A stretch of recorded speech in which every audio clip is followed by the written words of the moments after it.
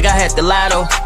I'm coming through like 100 doing this 1 or 2s. You don't know if the smoke from the gun I told, from the blunt I blew. Got them sick as the flu. Cause this she be humming too. Got your chicken in here, she think it's the tension in here. When the enemy near, what the you wanna do? I'm a G. Yeah, yo, what is the deal? Welcome to the No Pick Show with no handhold. We do it fast on emotion.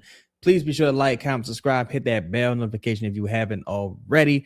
Also, if you're viewing this on Cheddar Chaz 9, that YouTube channel, please go subscribe to that YouTube channel and hit the bell notification as well. Elvin gonna be joining me shortly. What's the deal? I see your official Rampage. What's happening with your homie? Fist of Black Star. What's the deal? Clarence, what's happening with your woo? Man, we got a lot going on, a lot to talk about. We kind of spent the bin earlier and talked about the Watford signing and what it could potentially mean for the rotation, because personally, I think this guy's going to play. Now, there lacks some clarification at this point, whether it's, what's happening with your RJ? What's happening with your aunt? Shout out to both of y'all. There lacks some clarification at this point, whether or not that deal is guaranteed. I went on several different websites that would be privy to this knowledge. On the Cap Sheets website, they're presenting it as it's a non-guaranteed deal. Spot Track has no idea. See how it's presented right there as a 2.4 non-guaranteed. So I won't say I have a hard time believing it could be partially guaranteed, but it's interesting to me that if he really did have options, that he would settle for a non-guaranteed deal, unless his preference was just to try to stay in the NBA. You know what I'm saying? Like, you know, if his only other option was going overseas and he had an option to come to New Orleans and stay in the NBA, I'm sure he would take that deal. Checks every box that I think they would like. I know they're fond of Southern guys. Him going to LSU, being from Alabama, I'm sure that helps. You know, plays with a lot of dog. They really like this guy, from what I'm told. They like him, and that kind of gives me an inkling that he will play, and he's a bit more than just a camp body. Shout out to RJ to say, is he a camp body? I don't believe so. I think, because I look at it like this: even if it was a non-guaranteed deal or a camp deal, if you look at this website right here, right? If you go on NBA.com and you list the player transactions, most of the deals that were announced by Shams or even by Michael Scotto online, they were very specific about it being non-guaranteed camp deals.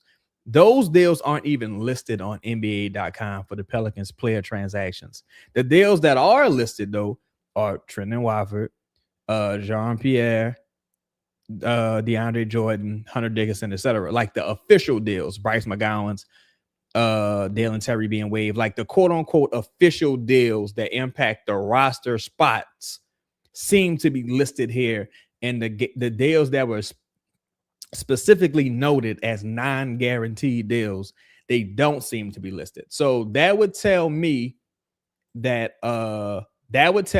some form of roster consolidation would be happening, because I just can't imagine a world where you would take up the final roster spot with Trendon Watford, even if you like them a lot, Trendon Watford, and you still have a couple of needs you need to address. You still rumored to have some interest in Ben Mathurin, rumored to have some interest in some other players, and we'll talk about one of those guys later. That this is not a rumor. This is more so me putting some pieces together based on some conversations I've had with different people, right? So if you look again, none of the camp deals with Koloko, Buffkin, etc., none of those deals are listed.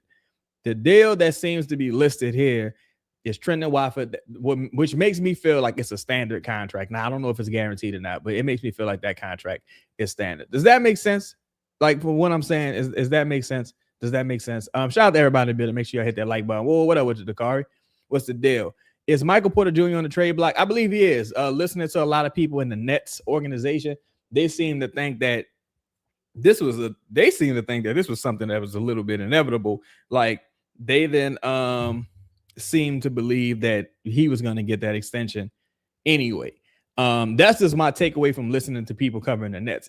The way it was framed was that, whoa, what up with your Joe Holmes? What's up with your Raphael? Peace to y'all, man. The way it was framed was that Michael Porter Jr. apparently doesn't have a lot of fans in that building, which is surprising to me. like I thought they would like Mike Porter Jr. You know what I'm saying? Fuchsius 1K. Let me know if I'm saying that right, bro. Shout out to the Master P Last Don Avi. He say everyone in that front court better be on notice. Watford can hoop. Yeah, Watford absolutely he can play. We're gonna look at some of his film also. Squalor, what's the deal? He said so well. Coloco can't sign the two-way. I saw two different things on that. One, I saw Coloco can't sign because he has too many league years. But another thing I saw was that he may be able to get a waiver because he missed his entire second year with a blood clot. So I saw different things on that. Gonna see if there's a way that he is potentially, brought in on a two-way. Now, I think he would be competing for an actual roster spot in that scenario. I'm unsure, of course, but I think he'd be competing for an actual roster spot in that scenario.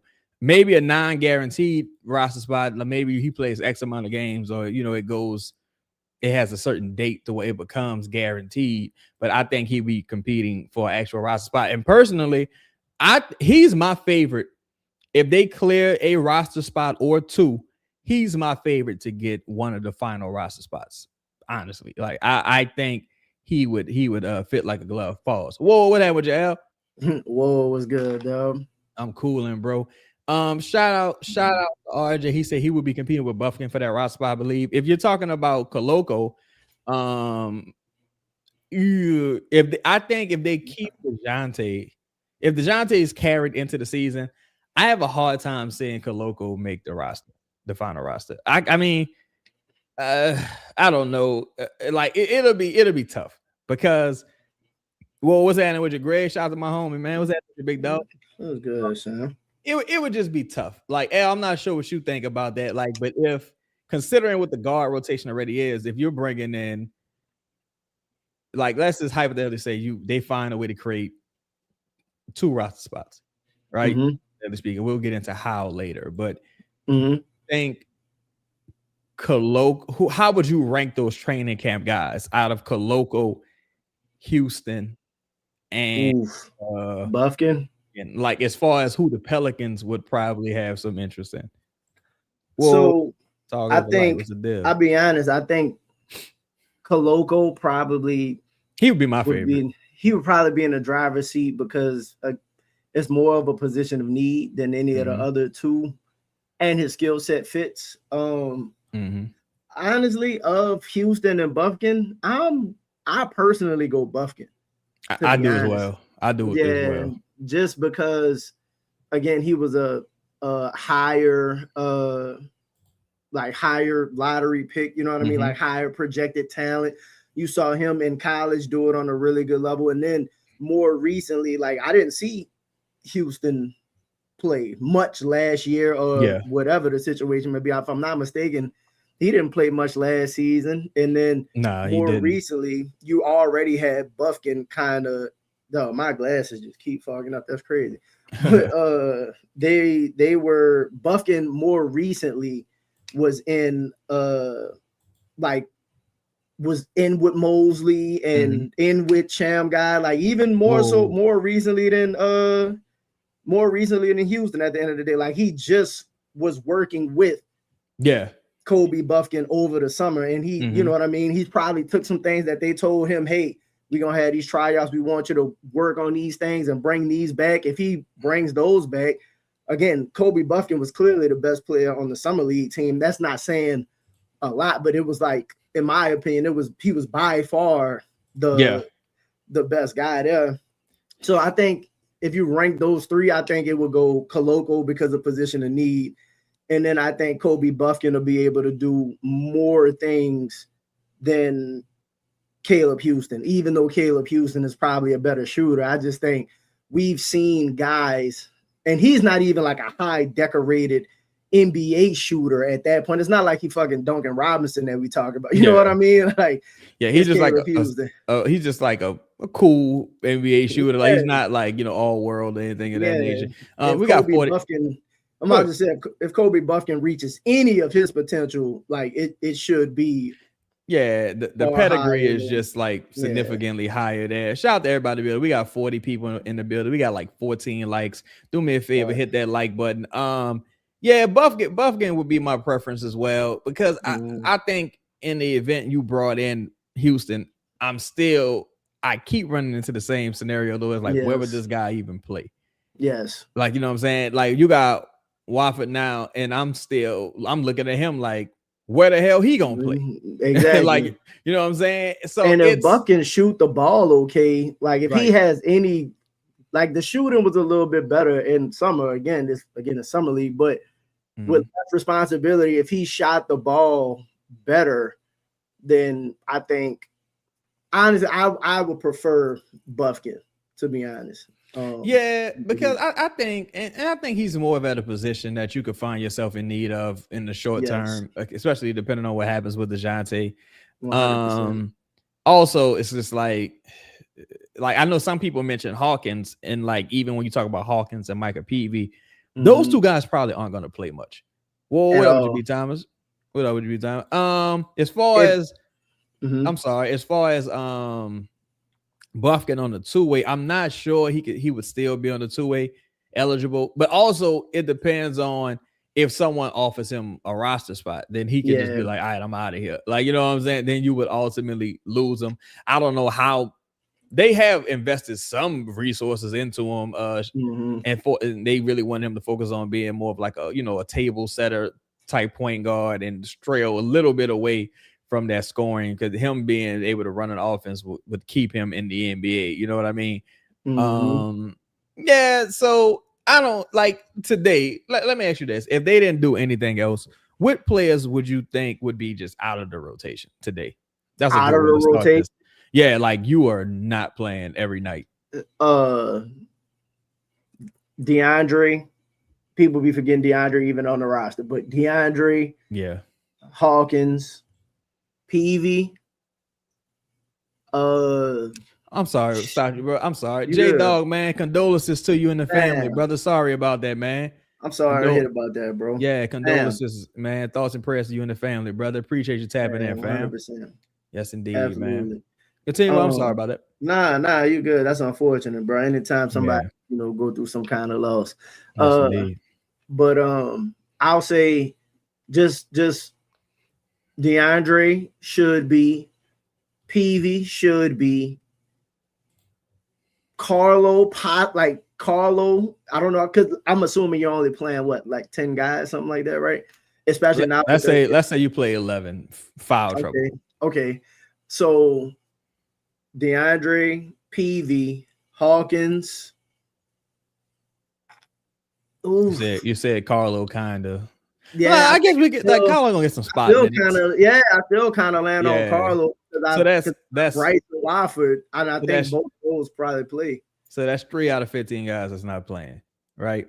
So, and I agree with all those names. I would put Carlo kind of, like he's on the fence. Yes, exactly. Him and Bryce to me are kind of like on the fence. Now, here's where the problem comes in. Like as we spoke about before, Bryce and Carlo actually do a couple things you need. Bryce more than Carlo, because you're going to give Derek Queen every opportunity to do his thing.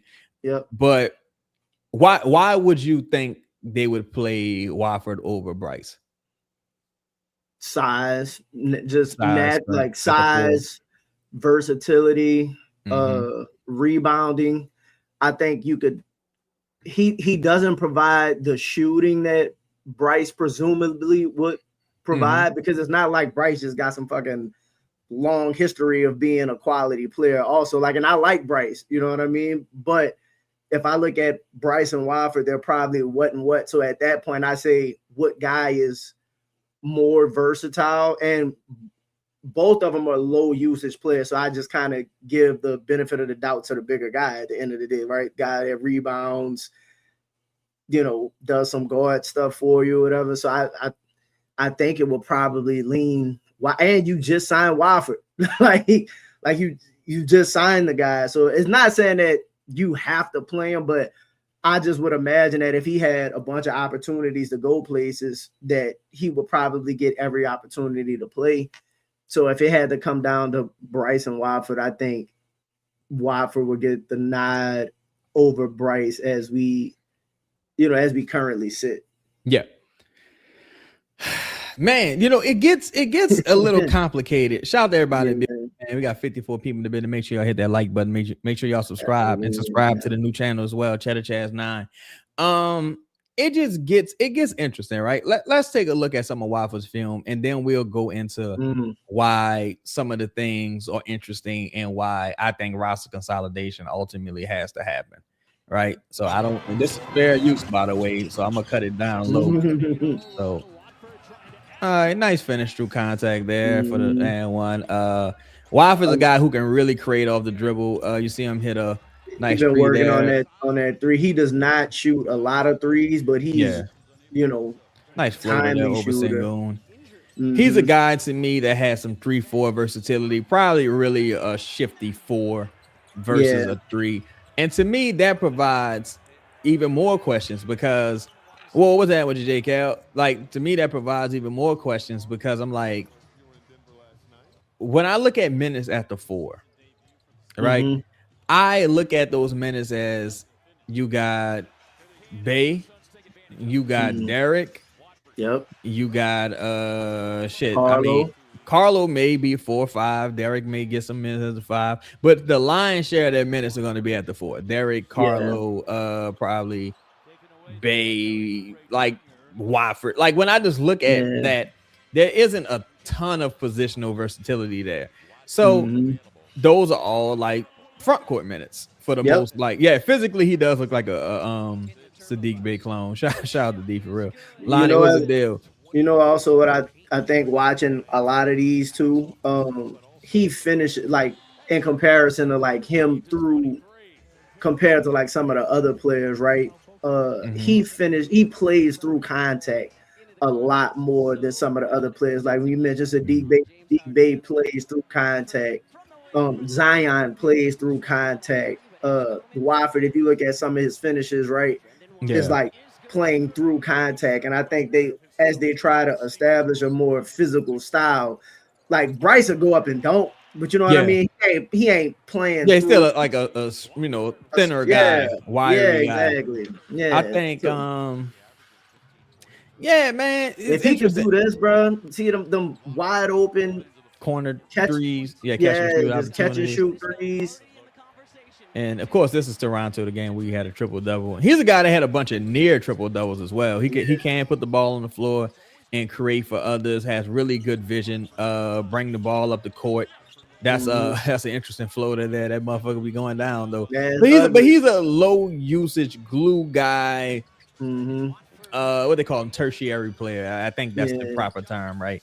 So also, and you kind of stuffs the stat sheet a little bit too. Yeah, he's a stat sheet stuffer type player, right? As far as like he gonna go out there, he might get like I read somewhere that he wasn't a good rebounder. I'm like, well, he don't play a lot of minutes, but for the minutes he does play, solid than some of the guys on your roster who plays a lot of minutes. We don't even have to name names there. I'm just like, but when I look at the minutes, and we went through an exercise like this before. Raphael, shout out to Raphael. This is a good question. What y'all think about his fit with Sadiq? I think it works. I think it works perfectly, to be honest, because you got to think, if you want to give Zion a break, right? You have a couple guys at least that can still play physical, get into the paint, break down the defense. Like you could play either him or Sadiq in like that driving to the goal. And Sadiq don't really drive to the goal. He has his little post-up game. But you have another guy that can still – they can't just throw these big-ass lineups at us and it just stifles the whole defense. So you can run lineups where, like, if Zion needs a break, I play Watford and Sadiq, and you still have that level of physicality out there at all times. And I think with this guy, with Watford, his ability to kind of get downhill and pass, and be a connector type player. I think he can create some opportunities for Sadiq to catch the ball on the kick. Also, it's all about lineups, right? Maybe you never see him and Sadiq play in a lineup together, because again, they really have a bit. Shout out to Savage. And Bo, I see your question. I'm gonna start, bro. They really have a bit of a roster crunch, dog. Like they really do. And I would think Mosley would be a fan of this signing as well, because Mosley at the end of the day was playing against this guy 4 times a year for the last couple of years. Like, he played against him with the Nets, and he played against him with Philly, and this dude talk shit. So he gonna absolutely make his presence known when you play against him. Like, you know what I'm saying? Yeah. He absolutely makes his presence known. He's been in those summer workouts in some of the videos you've seen Trey playing. He's been at some of those same runs, giving motherfuckers buckets. Yeah, as well as Michael Porter Jr. You know what I'm saying? Like, so as MPJ guy though. It's I'm not letting up on the MPJ shit, bro. I'm not gonna lie. I'm not letting it go. Yeah. And now we absolutely shout out to Kathy. Say we need a big 6'7", 237, 6'8", 237. He can shoot. Plays like Bay and Najee Marshall. Yeah, dude, definitely a physical guy. Rebound, chippy, not afraid to mix it up. I saw him get into a little bit of a chippy little scuffle or whatever you want to call it with Ben Mathurin. With Ben Mathurin and Miles Turner. And I ain't gonna lie, when Miles Turner initially walked up on him, he didn't look like he really wanted. He wanted the smoke. He didn't look like he really wanted a problem. Shout out to Nando. Shout out to your homie. And look, now as we transition, because we've been hearing a lot about what's his name? Ben Mathurin. Heard some more about that today. Been hearing a lot about now that the news has come out with Michael Porter Jr. Been hearing some things about that. Me and you've talked about that extensively on this show, talked about it a little bit behind the scenes. They're definitely getting tougher. They definitely added some physicality there. So what I'm going to do, I'm going to play this clip right here. Speaking of Ben Mathurin, I'm going to play this clip from Paolo Torre, because the NBA, well, not the NBA, ESPN, and I don't want to say too much because they might want to hire me one day, but they put out a statement and they kind of retracted the statement. And Paolo, he's like doubling down. Talking about Pablo, my bad. Yeah. Pablo, my bad. Pablo. So Pablo Torre, he's kind of doubling down. So and ultimately, in my opinion, what happens with Kawhi can stall what happens with Ben Mathurin potentially. The Clippers don't seem like they really care about bringing him back. They seem open to it, but they like, whatever.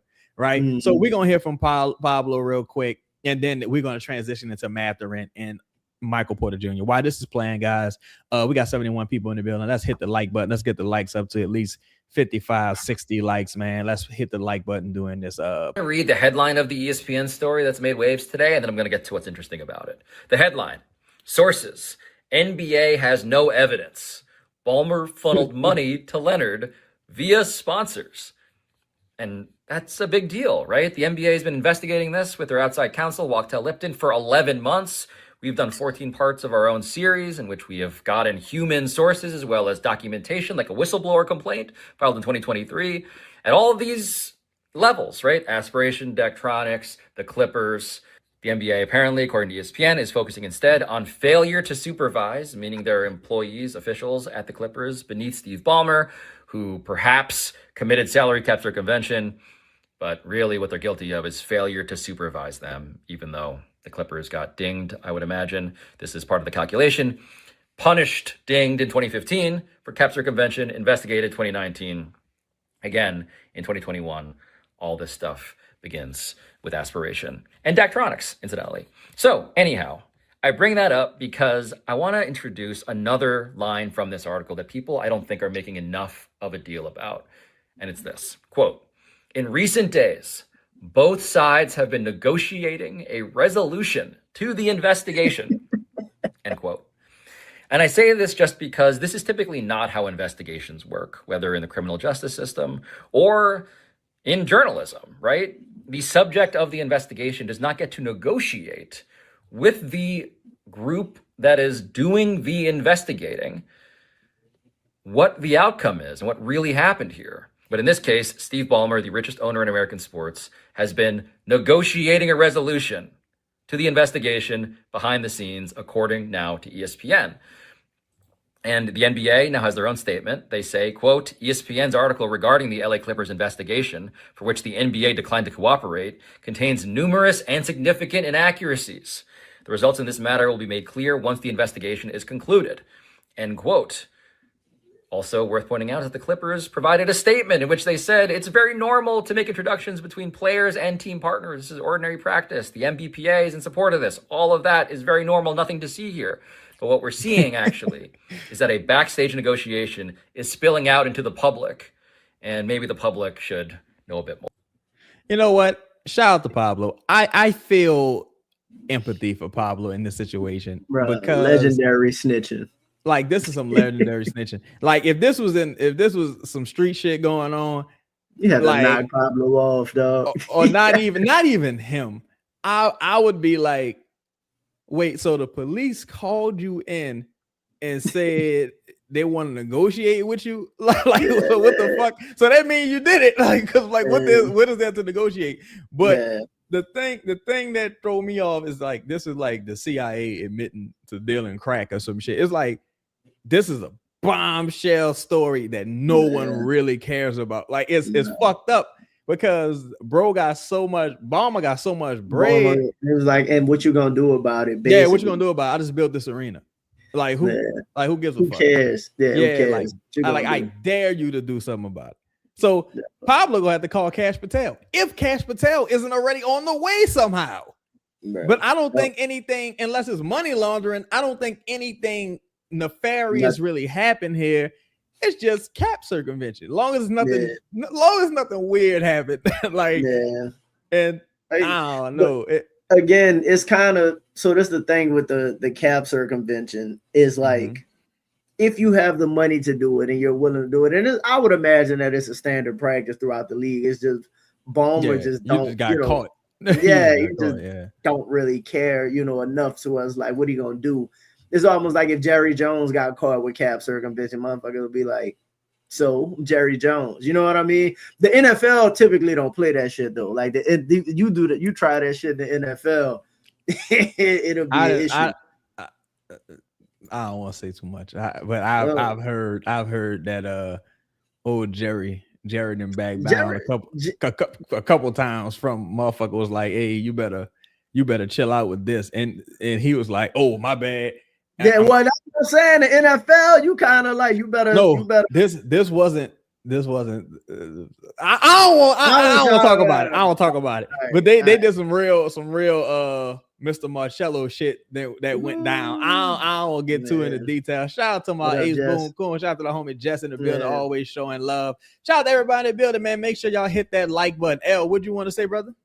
No, just kind of get ready to transition. The reason that you even played that is because the Clippers and the Kawhi shit is really that's an interesting story too. That Jeannie Buss being like, dog, LA is just dog. So I'll say this too, because this ain't got nothing to do with what I was about to say. But if LeBron, shout out to my partner Mike, we was talking about this. If LeBron don't go to LA and save LA, think about the long tenure that LA wouldn't be shit.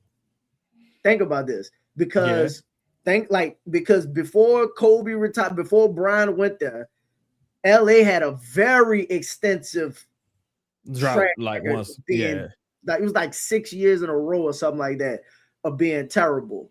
Bron goes there, and then they still were only. I'm about to say, you can at least say he made them relevant. Yeah, that's what I'm saying. Made them relevant, but they weren't like great. Like they won a championship thanks to the bubble, and then they had a couple, playoff runs, Western Conference, all of that. But if Bron does not go there, bro, think about you talking about almost. Bron was there for 7 years. It's almost 15 years that the immortal Lakers would have been a shit show. They'd have been the Pelicans. Also, or worse. Also, I think the Lakers damaged his legacy. Something like, you know what I'm saying? Like, you wasted, because LeBron was still giving motherfuckers buckets. Like, LeBron still was LeBron. But, what can you do? But the transition over to Ben Mathurin, man. Oh, and also, so I spoke to someone just now, and they said that the deal with Watford is a deal. It's not a camping fight. Yeah, that's what that was what was just expressed to me. So shout out to them. I appreciate it. So let's talk about Ben Mathurin, man. So the last I've heard, conversations are ongoing with Ben Mathurin, his representation. Shout out to them. Pelicans are expressing interest, like, you know. Now I've talked to people kind of on both sides at this point, and the Pelican. My takeaway from the whole thing is that, yo, we fucks with Ben Mathurin. We not sure about the fit necessarily, but we want to keep this deal in our back pocket in the event that he's so cheap we just can't pass it up. Now, what I do think is holding this deal up is Jordan Hawkins, and, you know, creating a roster spot, and maybe not just Jordan Hawkins, maybe Jordan Hawkins and someone. Now that the Watford deal has gone through, it just depends on who's the other someone, right? Yeah. So maybe Jordan Hawkins and someone, or B, we holding out for a bigger fish, and we'll talk about him a little bit later. But so what do you make of the latest on Mathurin? The Stein report, Steinline, Mark Stein and Jake Fisher, they came out the other day, said conversations are ongoing. Those things were confirmed to me today as well, as far as, like, you know, ain't no formal offers been made or not, you know, at this point, but there's still some, you know, talk. Maybe a 3-team trade could potentially be worked out where, you know, Hawkins goes somewhere, Mathurin lands in New Orleans. I'm sure New Orleans is not willing to give up much draft capital in this scenario, because it's like, at this point, you know, you don't need Ben Mathurin necessarily, and it's like nobody else trying to get him. So why would I do some picks for that? Like, you know, I just think, as far as Ben Mathurin goes, unfortunately, restricted free agency kind of hurt him, right? And restricted free agency hurt a lot of guys, and you're seeing it this 2 years in a row. Restricted free agency really screwed a couple people over, right? Now that all of the money is gone, a lot of the opportunities aren't there, and teams still have to make moves. The issue is there's so many players still available. It's like, and I like Ben Mathurin, and I'm sure the Pelicans like Ben Mathurin, right? But he's not a player that moves the needle enough to where you're like, okay. And then he's becoming so cheap, right? To where, like, if you missed out on Ben Mathurin, let's say you missed out on Ben Mathurin, you're like, damn, missed out on Ben Mathurin. Let me go sign Kuminga. You know what I mean? Like, I think they're about, like, equally yoked. Yeah, they're different types of players, but as far as, like, what they're, as terms of, like, value or, like, impact or something like that, they do it differently. But, like, I think it would be very similar kinds of signings. So as far as, like, Ben Mathurin, I just think, while I think they have genuine interest, and I like Ben Mathurin, the player, I have to prioritize, especially in the spot that they're in, as far as, because as we've talked about it, right, there's only a finite amount of combinations you're willing to make, like you're able to make with your salaries to acquire certain talent, right? If I sacrifice a move for Ben Mathurin now, do I hurt myself from being able to acquire somebody that I didn't think would be available for, you know, for somebody else? So it's kind of like if we at the party and it's like, man, I missed out on something that might have been nice. It might have been a good waiting on something. And it's possible you miss out on the big fish, but it is also possible that you bag it. It is also possible that you bag it and then you feeling lucky at the end of the night. So I just think that's the position that they're in. And Ben Mathurin really don't have that many options right now as well. I'm pretty sure if he had multiple options, he'd probably take one.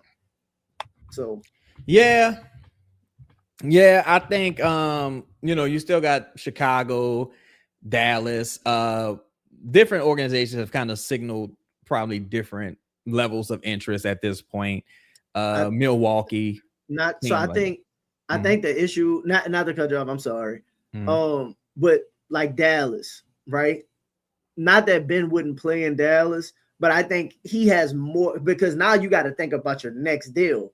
I don't know if Dallas is going to give him more opportunity to play. So yeah, you might want to take the money, but at the same time, like, are you going to have an opportunity to set yourself up in the next position in Dallas? Because again, we have some of the same situations, don't get me wrong, but I think if we bring Ben Mathurin to New Orleans, they'll find an opportunity for him to play, in my opinion. I honestly think if it's up to Ben, he'd be in New Orleans today. If it was up to Ben and his people, I really don't. I think at this point, they just talking to other people because they have to. Yeah. Because it's like there's a real world where I don't end up in New Orleans. Yo, man, hold up. It's 72 people in here. We didn't have up to 80. It's 37 likes in here. Let's hit the like button, man. We're gonna take a quick commercial break until y'all hit this like button, man. Let's hit the like button, fam. Let's get the likes up here.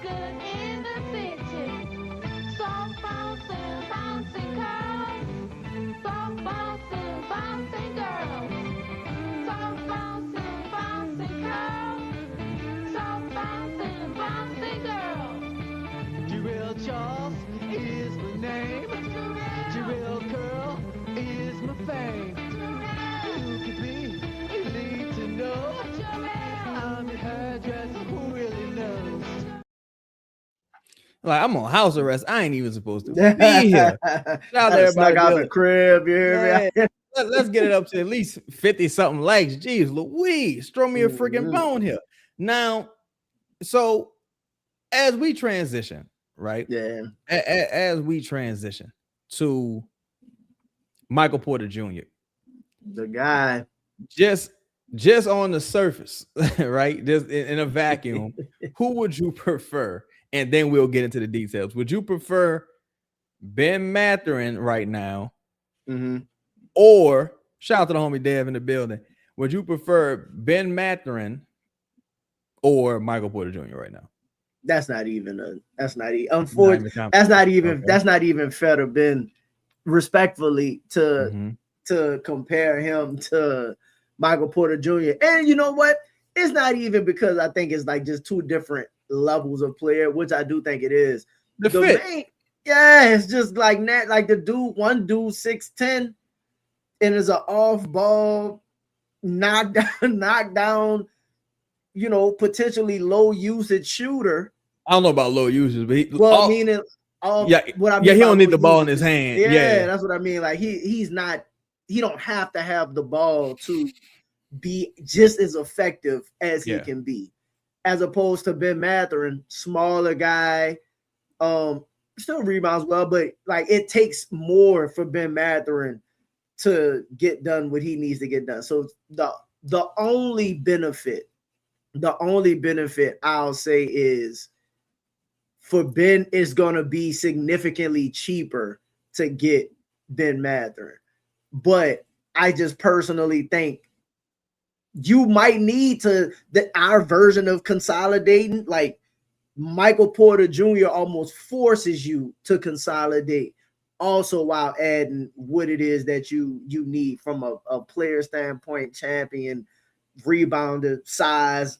I don't give a fuck. Like you know what I mean? Big game player and whatnot. Like, and again, Ben got some of that too. So like we've seen Ben on the biggest stage. Ben been to just as many finals as Michael Porter Jr. Yeah, so I ain't trying to shit on Ben. Like Ben don't got finals appearance, like finals games where it's 20, like he got 27. Yeah, he putting up buckets. Yeah. I'm not trying to be disrespectful to Ben in that sense. It's just the way they go about getting it done is completely different. And Michael Porter Jr. just raises the immediate ceiling of everybody else on the floor. Yeah, it just like looking at the roster construction, it's like kind of like too many Indians, not enough Chiefs. Because I would agree with you as far as like, especially as far as fit. Like if we're talking about just straight up fit and what player will be easy to Michael Porter Jr. fits in any offense. Yes. Right? Like universally, like you would, that's your starting four right there. Like, you know what I'm saying? That's your starting four easily, like just easily, right?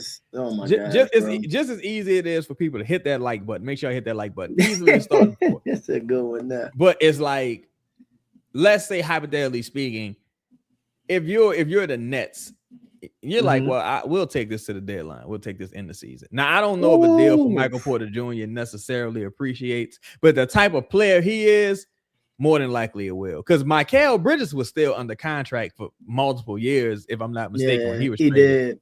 And Michael Porter Jr., people know what kind of money he's looking for. The Pelicans are in prime position to offer him that. Going into next season, Pelicans have tradable salary to get it done. But what it really boils down to is draft compensation, right? So I was talking to my homie and they asked me, like, do you think if the Nets was like, all right, look, give me a first and a swap and DeJounte and Hawkins and he's yours. Would you do, now here's the thing.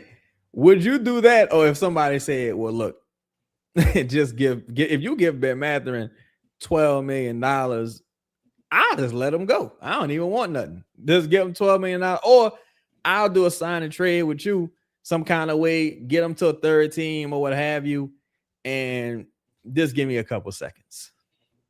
What would you think would be the person? I think. Oh, what up, Zilla? I ain't gonna lie. Oh, no, I'm still on. I had a good talk with some people today, so I wanted to come and fill y'all in. And that's why. Yeah, y'all listen, bro. Y'all, I'm doing my best to make sure we keep Chaz available for these shows, bro. So shout out to Leon. He said MPJ not the guys you want around Fierce and Queen. Shit, I'm not sure I'm not sure I care about motherfuckers. Nobody in that list being around the Pelicans if we don't win it this year. I'm like, I agree. So to answer your question, I personally, I would be willing to do a first and a Brooklyn swap because either you bad or they bad. They not about to compete. So realistically, a swap with Brooklyn don't fucking hurt you too. Like it don't hurt first. That's first. And it could be a world where they don't even use your swap. They like, oh well, fuck this. We'll just keep our own pick. Yeah, because like y'all were good. So yeah, we'll just keep our pick. So I'll definitely do the swap. Mm-hmm. I'm also willing to do the first as long as it's not next year's first. Like if it's like a future first, I'd be willing to do. I'd probably be willing to consider this year's first. I really would hate to do it though. I don't know if they would consider this year first. 2 years in a row with no draft pick, I just think is like a bad. It's just a bad. It is feel. Yeah, like, it is like what the fuck, man. 2 years in a row, we can't pick like that. So I don't think I'd do it, but like a future first and a swap, 100%. Dog, like. Michael Porter Jr. and I don't care what nobody say. If there is an opportunity to get Michael Porter Jr. on this team where you can have him with, and I keep saying this, with Trey Murphy, Zion, and Fierce, as long as those three are still here as your projected core for the next 2-3 seasons, I think you do it. I just think you do it. They provide, again, it'll be the most shooting that Zion has ever had, right? And that's not even especially if that deal is like, respectfully, if that deal is DeJounte and Hawk, right? Like in a year, you anticipating Fierce taking like being your starting point guard anyway, and then you're gonna let Hawkins walk. You're not going to extend Hawkins, so you'll lose Hawkins for nothing. Also, if you look at it, at that point, you now have elite, like truly elite scoring, damn near at every position. If Fierce, continues on his trajectory as a scorer, like you'd have a scorer at the point. Zion obviously could score, Trey obviously could score, and MPJ obviously can score the ball as well. I just think it'll make you a truly dangerous team. And then you could truly, like, it makes Watford more useful because there's always a knockdown shooter on the floor. Sadiq Bey, who can shoot, but there's also more. Like it just increases your room for error by so much that like it would. I just don't think if you didn't get Michael Porter Jr., who would be a player that you would prefer more in the scenarios of what we're talking about? And I mean, based on because we don't know for a fact that Michael Porter Jr. is available, but based on the people who are at least rumored to be available, he would be the best option if you're talking about addressing particular needs, the needs being shooting and rebounding. Michael Porter Jr. covers both of those things. I see a couple questions here. Probably just get to a couple of these down. Shout out to the home Be Supreme. He says, is there a world where MPJ and Trey play together, or is Trey being shipped? The foregone conclusion. I think Trey holds more value than Michael Porter Jr. now because of where his contract is. I think you're looking at Michael Porter Jr. is at a minimum of 40 moving forward, and 40 might be on the low end. For the Pelicans, that might be like 43 to 45. And I think you're comfortable with that, like something along the lines of like 2 years, 90, maybe the third year is an option or something along those lines. Again, Mark, his agent, Michael Porter Jr.'s agent is Herb Jones's agent. So there's some familiarity there, and some, they recently just did a deal. Bo said, because MPJ has 1 year left on his contract, will he resign here? Then why give up assets the Pelicans can barely get for a one-down guy, MPJ?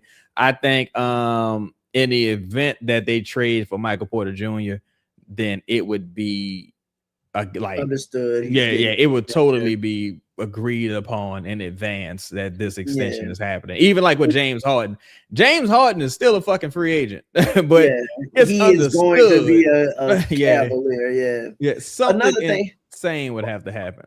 Yeah, another thing with MPJ, in my opinion, I think like if that trade was to happen, Michael Porter Jr. would likely, and I don't know if he's this level of player, but Michael Porter Jr. would have to sign off on going to New Orleans, in my opinion. Only because he's expiring.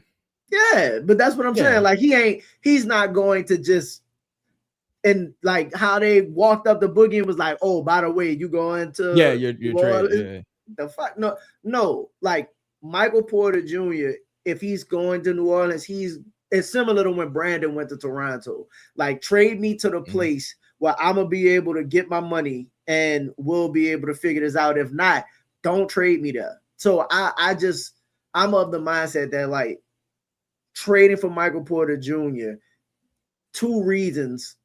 It's kind of like, one, I'm not trying to go into the season and like, kind of push it like to the deadline and no shit like that. It's like, no, we need all hands on deck from game, like best opportunity you can to get off to a good start. Like all of these games matter. You need as much time as possible to integrate and get the best version of Michael Porter Jr. as well. So like I'm trying to like get Michael Porter Jr. in today, extension done. Like let's go, and like have him at peace of mind, ready to go, locked in for the season, in my opinion. As opposed to go ahead. Yeah, I think he would want to actually be traded sooner than later also. You know what I mean? I think he would want to be like, all right, just get me, you know what I'm saying? Let's go ahead and do what we're gonna do so I could go ahead and get my money. And have some comfort, because there's a world where, and the Nets play dirty, boy. The Nets played dirty. They fucked over Cam Thomas. Like, there's a world where even if you Michael Porter Jr., they like, all right, Mike, you played 25 minutes. Come sit down. Come sit down. Like, what? Like there's a real world where that happens. And teams traditionally don't care how you perform on bad teams. No. They like, well, you did all that on that bunk ass team. We're not giving you no, like, you could realistically get that Kuminga and Golden State treatment where they just be like, he don't fit what we trying to do, and you don't play at all. Yeah, like they could do something weird like that and totally fuck over Michael Porter Jr. So I think it would be in his best interest to move now. And I think with the Pelicans, you don't look desperate for a wing at the moment. You look desperate for a center. So maybe they not tripping on you, or maybe you're not paying a super duper premium for a wing at this juncture. But it's also all about what you're giving up. like in return, I think you absolutely have to create some minutes. I think you have to create at least at minimum like another 50 minutes, like like you, because everybody can't play, like, you know what I'm saying, everybody can't play. You just guaranteed Bryce's deal on a 3-year deal, so he's going to be on the books for next year as well, if I'm not mistaken. This is a 1-year deal for Watford, but I'm sure they like him. And shout out to everybody in the building. Make sure y'all hit the like button. I'm sure they like him and like want him to play. He checks a lot of boxes for what they look to build upon. Sadiq Bey, I'm sure they like him. So it's going to be interesting. You know what else MPJ does? MPJ helps establish hierarchy. Like Jamal Mosley, from everything I've been hearing, like people that's been listening to like his like his interviews and whatnot, and talking kind of behind the scenes, everything he's talking about is establishing order and establishing hierarchy. Right now, not only the minutes, right? Like, but you have a true fight and argument for who should be playing. Like Sadiq Bey has a legitimate gripe with Herb and be like, dog, I was better than you. And if it's like, you know what? Okay, maybe that's the case. Bryce could raise his hand and be like, yo, before I got hurt, I was playing damn near as well as Sadiq Bey was playing. You know what I mean? Like based off what it was I was doing. I actually do some things you need. Like those dudes, and her be like, none of y'all defend. You know what I mean? If people put their importance on the defense and low usage and all of that. So if you have Michael Porter Jr., he the guy that walks in and be like, I'm taller, I shoot better, I rebound. Like he just I'm paid, like he just walks in. I'm actually good. And like even if you're good, it's like, no, but y'all, you see my work, right? Like, you know what I mean? I'm really good. Like y'all, like, you know, no disrespect to some of y'all, but like just being real, we're talking about shit at this point. Herb been in the NBA so long, I don't want to call him friends, but we really talking about Michael Porter Jr. in a fucking battle for minutes in theory with 3 fringe NBA players. Michael Porter Jr. slap the shit out somebody for talking about his minutes with, you know what I mean? Like, dog, but you know, at the end of the day, it's about what the Nets want. If you would have to potentially find a third team, like I should have went through some type of I didn't think about this to just now. I should have went through some type of potential 3-team deals where it's like the Cavs get Herb, the Pelicans get Michael Porter Jr., and the Nets get like Max Strus and like DeJounte or Poole. Because if the Nets really don't want to take on like salary moving forward, and that might be overstated, because the Nets they turn fucking lemon into lemonade all the time and go ahead and move guys for picks and redirect people. Yeah, redirect people. So they probably wouldn't be tripping on taking on if the deal happens now. Like that's another thing. Like with DeJounte, since bro never fucking plays. So since he never fucking plays, now you got to go into the deadline to prove that no, there's proof of life. He can play. This is, you know, he's alive. Shout out to him, man. He just had his camp. Looked like it went really well out there. Oh, was it? Where was that? In Seattle?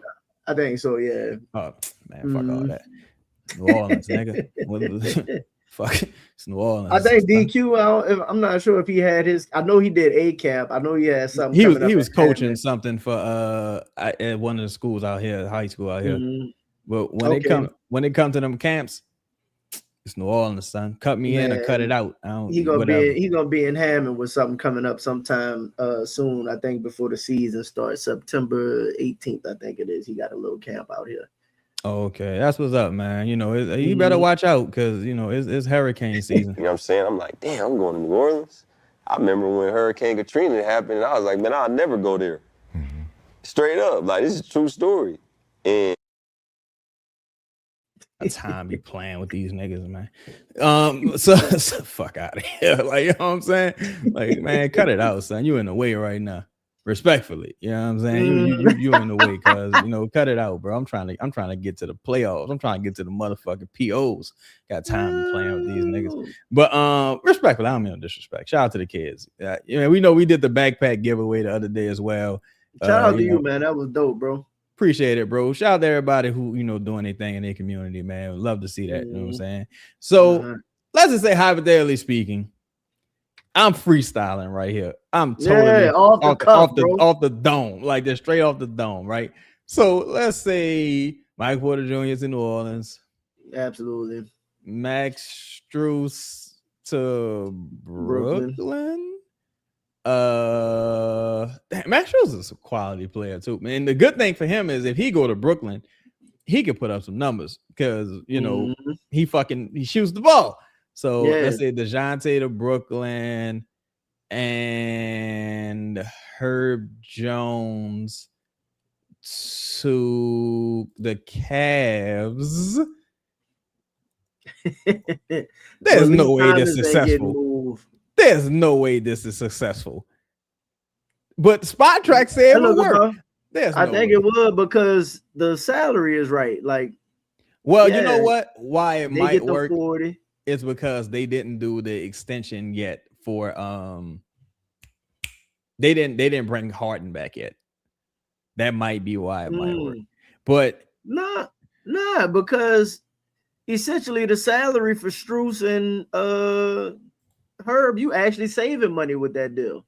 All right, see, this is where the conversation go off the rails. He said add Malik Thomas. They're not moving Malik, though.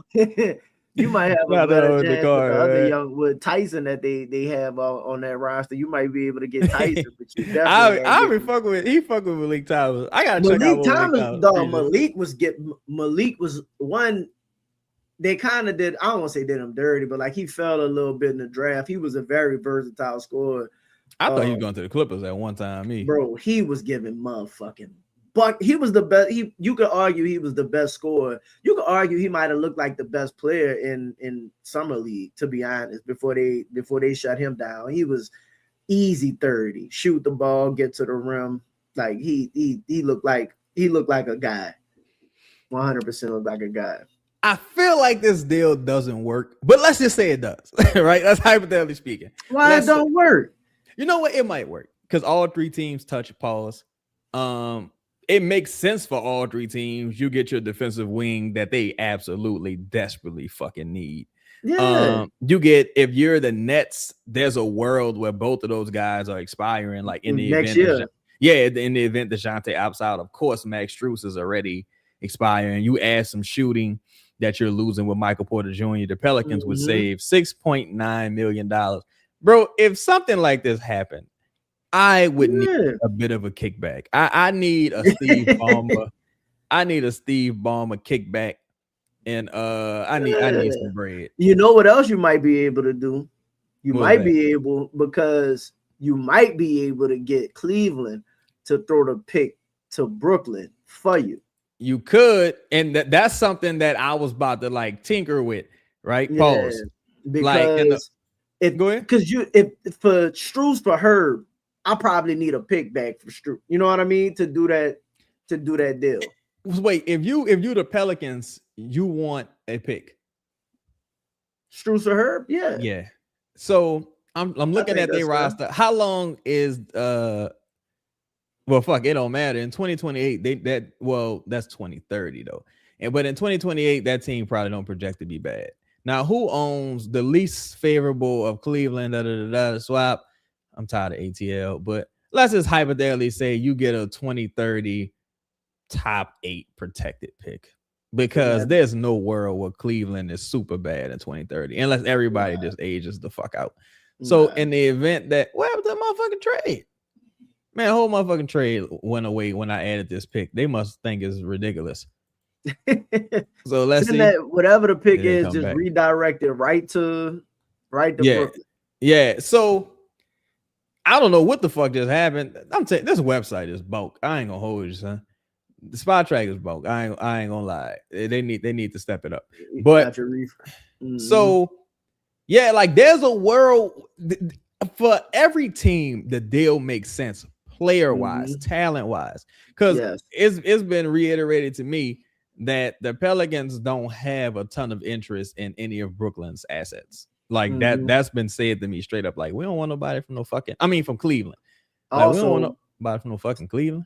And Cleveland is trying, they're trying desperately to get Peyton Watson, but I don't think they'll be able to get to, unless he signs a qualifying offer. But if they sign a qualifying, I don't think it's so hard to make a trade with Denver, right? Yeah, because their money is so weird. And they deep into the second apron. They can't combine aggregate salary. I don't even think they could take back $1 more than they sent out. They got a lot of shit happening. It's very interesting. I know they have interest in Peyton Watson, but like if that falls through, right now, you talking about boom, send. Like, I think their next backup will be, because them and Denver need similar things. I think Herb Jones honestly fits their needs more, because they're going to have more than enough offense with Harden and Mobley and Malik Thomas is over there. Donovan Mitchell, obviously. Jared Allen still there. So like they needed Herb. They honestly, as much as we talk shit about Herb Jones here, because the offense surrounding the team is like you need more from Herb. He would fit seamlessly with that team. This website just totally fucking stopped working altogether. It crashed on it. Yeah, Keith Smith, man, get y'all shit together, man. You might have to bag out and then pull it back up or something. I don't know. Oh, you didn't transition. Yeah, I'm gonna just move over to something. Hopefully, this motherfucker something a little more guaranteed. I like Jalen Tyson too. Tyson kind of shifty, shoot the ball. Sorry to hear about his brother today, man. That's very disappointing. That's why I never get optimistic about my Saints no more, boy. I didn't seen so much like his brother. That's his brother. The dude we drafted, Tyson, that's his brother from Cleveland, right? Yeah, I didn't know that. Yeah, that's his brother. Oh, that's dope. Well, that's really, fire. Yeah, that is awesome. Shout out to them parents, man. 2 kids in the league, one in the NFL, one in the NBA. That's dope. Yeah, man. So 2 championship organizations, Saints, Cleveland. Shout out to the wealthy few. Look, Atlanta can't say that about they bunk ass Falcons. Shout out to them at the wealthy few, man. Tyson reminds me a lot of Michael Peavy. Of course, he's better than Michael Peavy, but he reminds me a lot of him. I like Jalen Tyson game, bro. So shout out to the homie Bo. This is something I discussed, and I have heard Chicago might have some interest in Jordan Hawkins, right? So let's try to throw Hawkins into the mix, because if you notice, the last deal we didn't have Jordan Hawkins in the mix. The last thing Chicago needs is another point guard. Like, and shit, you can argue that Brooklyn don't necessarily need one. Let me ask you this: if that initial deal for MPJ works, do you double? I mean, it still don't make sense to have Hawkins on the roster, in my opinion. Like, what would be your primary? Let's say that deal went through and you got MPJ. What are you trying to double back with Hawkins and do? Like, what's your follow-up move to that? I probably would just cut him, dog. I ain't gonna lie. I probably would just wave and stretch him at that point, because if I'm already saving, like hypothetically speaking, I would have to go back, but I think they saved about $6 million. In a world where I didn't save $6 million, I just don't know. Like, I wouldn't mind taking the hit on the Hawkins sign, wave and stretch, because it's just about like what, the hit is like $4 million. You know what I'm saying? The hit is about $4 million. You can stretch the other $3 million out the next few years. But I'd be ready to package that, but I ain't gonna lie. But you can get, and look, you'll be in a situation where you can sign Ben Mathurin for shits and giggles at that point. That's what I'm saying. I don't know, but I'll be like, look, somebody. You want a 1 year, $16 million? Do you want a 1 year MLE, bro? Full MLE? Come on, bro. Let's just do it. Would you still sign Ben Mathurin? Would Ben Mathurin be your guy, or would you look for a more fitting piece at that point? I'm far enough away from the tax, then I could like chill out. But I don't know. Because I'm trying to think who would be the fit, right? So they had to send out Bulls had to send out an additional 21 million. So that would probably be going to the Nets. Let me see. So yeah, I don't know who would be the fit in that scenario, right? It would be harder to do with the Bulls. Yeah, like it would be harder to do a 3-team that is with the Bulls. But yeah, in that scenario, I probably would just get best player available, honestly, because there's no like great backup center out there that I would want. Like I could bring in Nick Richards just off GP, but it's like now I'm again. Whoa! Shout out to home Louisiana Gale in the building. Now I'm in a situation where I'm like, where the fuck are you about to play? Because I gotta give Derek Queen every opportunity in this front court. I gotta give Eve Messi every opportunity in this front court, right? Carlo not so much. Carlo can probably get some spot minutes, but like, and this is a good question, Wealth. If you, I'm gonna start your question there, bro. It would just be it would be tough. It would just be tough. But the reason I think, and I'm getting to the point where it's like it just sounds like I'm super fucking anti-Herb, and I'm not.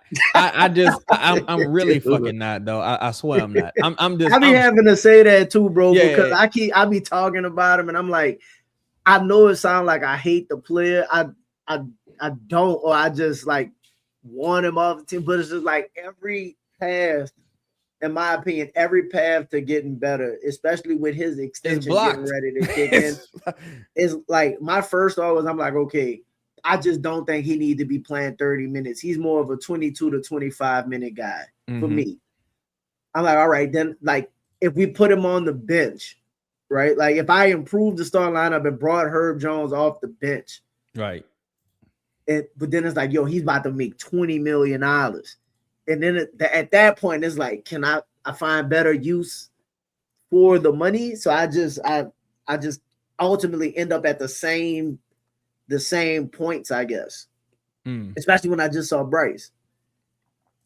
Yeah, that's why I'm kind of just like, look, man, on the real, it just don't make no sense, bro. Like with it just don't make no sense. And to me, he ain't the only person that I feel that way about, the way it's like, yo, you really in a pickle with this one. You need to move this player to make a pathway. Like, you know what I'm saying? Or if this player that's totally changed how they play, like if DeJounte leaned more into like ball distribution and just catch and shoot, then I would be like, you know, it fits. Like, you know what I'm saying? Because he's a hell of a catch and shoot 3-point shooter. He hasn't done a couple years because he's been injured, but he's a hell of a catch and shoot 3-point shooter historically. You got to give him that, like, for sure. And he's a hell of a rebounder.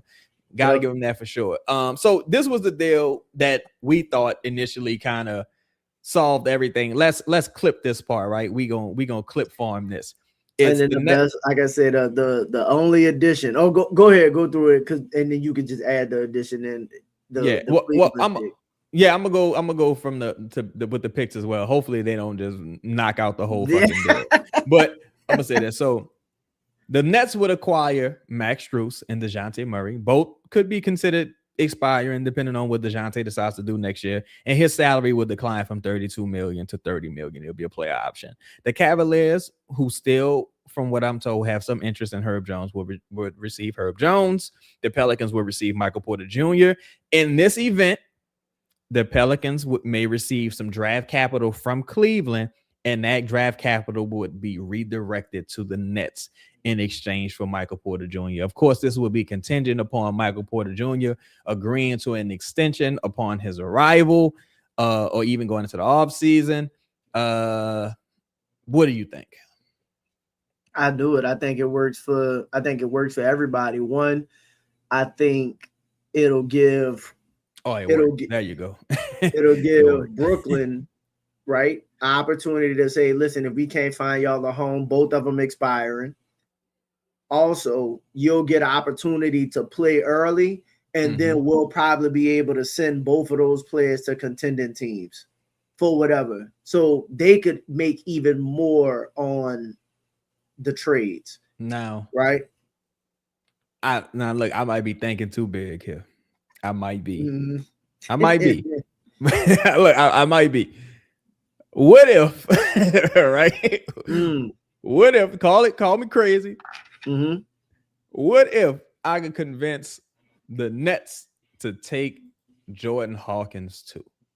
Right now, Brooklyn already is in a roster crunch. But what if I could convince them to take Hawkins and like, hey, won't you waive him? Like, won't you be the people that waive him? And we'll just do that. Might cost you a second. It might cost me a second, or maybe it costs Cleveland a second. Like, let's say I take back not Sharp. What's his name? Let me think. I might be thinking Clowney. I might be thinking too big here. It works. Mm-hmm. You're sending out 3 players. You're taking back 2. You still have a roster spot. It works for everyone involved. I might, let's just say, all of that money potentially expiring for the Nets. So that's all that money is expiring for the Nets. Let's say that's a lot of money. That's a lot of money for the Nets. That's potentially. What are their roster spots like? They would have to waive one additional player in this regard. So it could be Hawkins. They just bite the bullet on the $7 million. You know, whatever they want to do. Cause they got Julius Randle. They probably gonna find a new home for Julius Randle. Cause he's another guy, if I'm not mistaken, he has a player option next year. So there's a world, there's a real world where Julius Randle, if I'm not mistaken, he's off the books. Yep. DeJounte potentially off the books. Ooh. And Hawkins off the benefit. Let me look. Where's Julius Randle's contract? Yeah, he got a 1+1. So he could potentially be out of there next year, if I'm not mistaken. I think it's a player option. So if you the Pelicans and the Brooklyn, like, I need a second. And Cleveland, like, well, I ain't giving you no second. The Pelicans got a bunch of seconds at this point. Just throw them a second. Like, this be like, all right, here you go, Brooklyn. Like, respect. And now that fucked the whole deal up. But you get the point. Y'all saw it before it fucked the whole whole deal up. But yeah, man, it's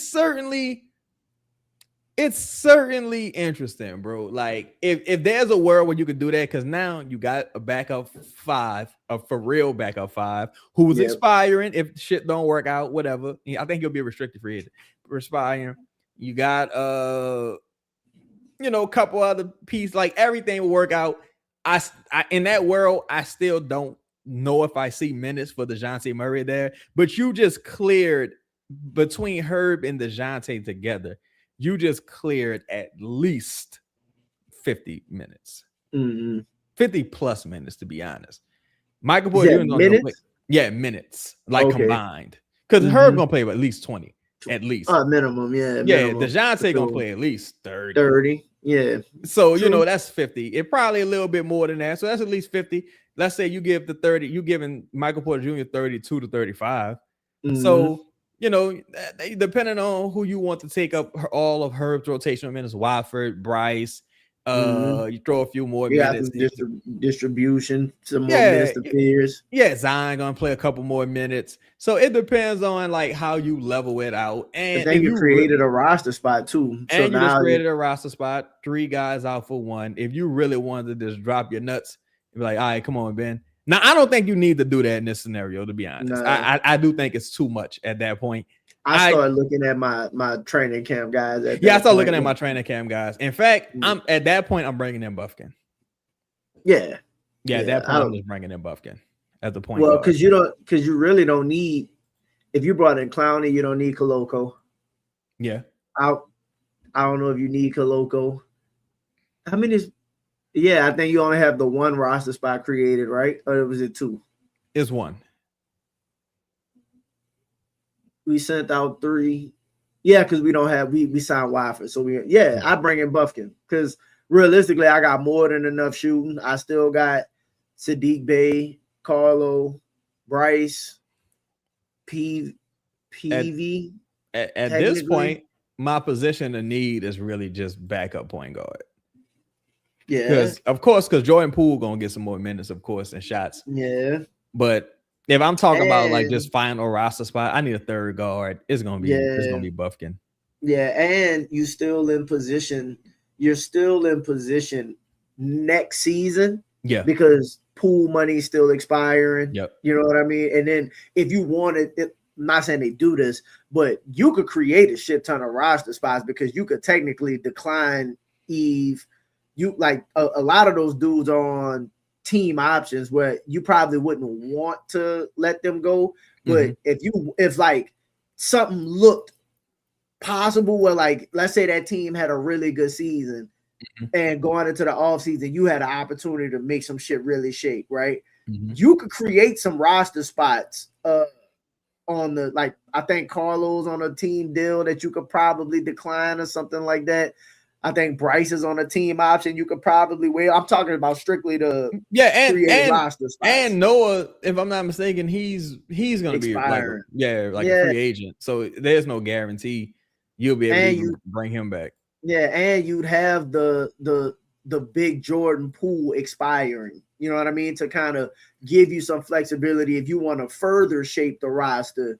And because hypothetically, let's say Peyton Watson next year, like he don't get a long-term deal, and next year he's an unrestricted free agent. Maybe you go holler at Peyton Watson next offseason and say, I'm just saying next offseason, and be like, look, you know, if they did something wild like that, I'd be like, yo, y'all fucking serious.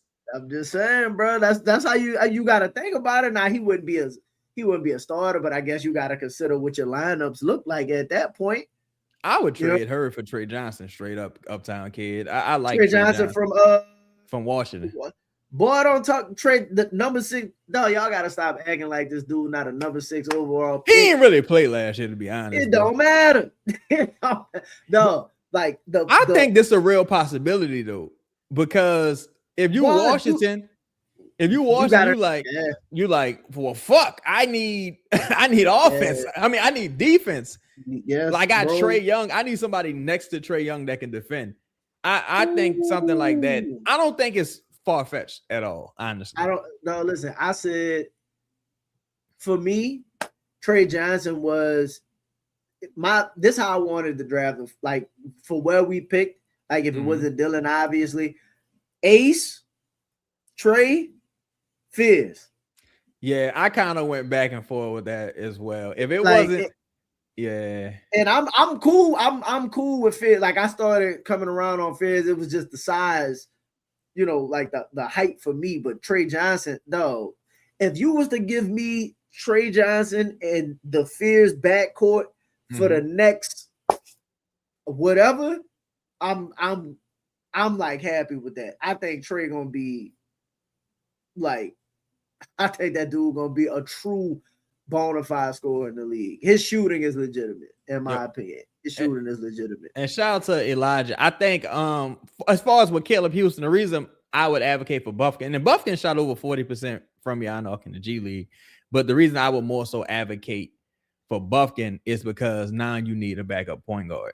Like you need an actual guard on the roster now, because it's Fears and Poole. That's the guards. Like at that point, it's like, yo, I need at least one other guard. Boy, you got me. But listen, you could do it because you could do DeJounte and Hawkins and still get MPJ and then redirect Herb to Washington for Trey Johnson. You could. And shout out to everybody in the building. Make sure y'all hit that like button. Y'all we got me fucked up. I'm throwing out all the picks.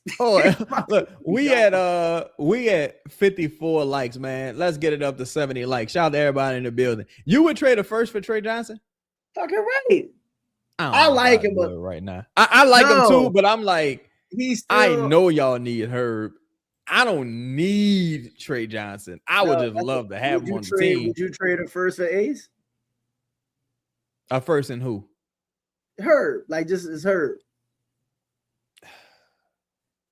He one pick ahead of one pick ahead of. I don't really care where niggas got picked at, to be honest. Fuck, like I think both of them are like. I ain't gonna lie. I think both of those dudes, Trey, like I firmly believe, and Khan is a little different, but I firmly believe that Trey Johnson could do similar to what Khan Knipple did last season. I think Cam Whitmore is a rookie. I mean, unrestricted, if I'm not mistaken, right? I think he is unrestricted. Or they didn't have the space. Might not be in the league.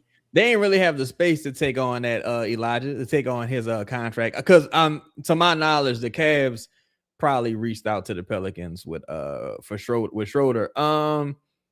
Yeah, I don't know. Like, I absolutely think Trey Johnson could do. I think Trey Johnson cold, but I'm like, I just think it's all about need and market, right? For as like with Trey Johnson, I'm sure he got like a cool market, but he ain't really play a lot last year.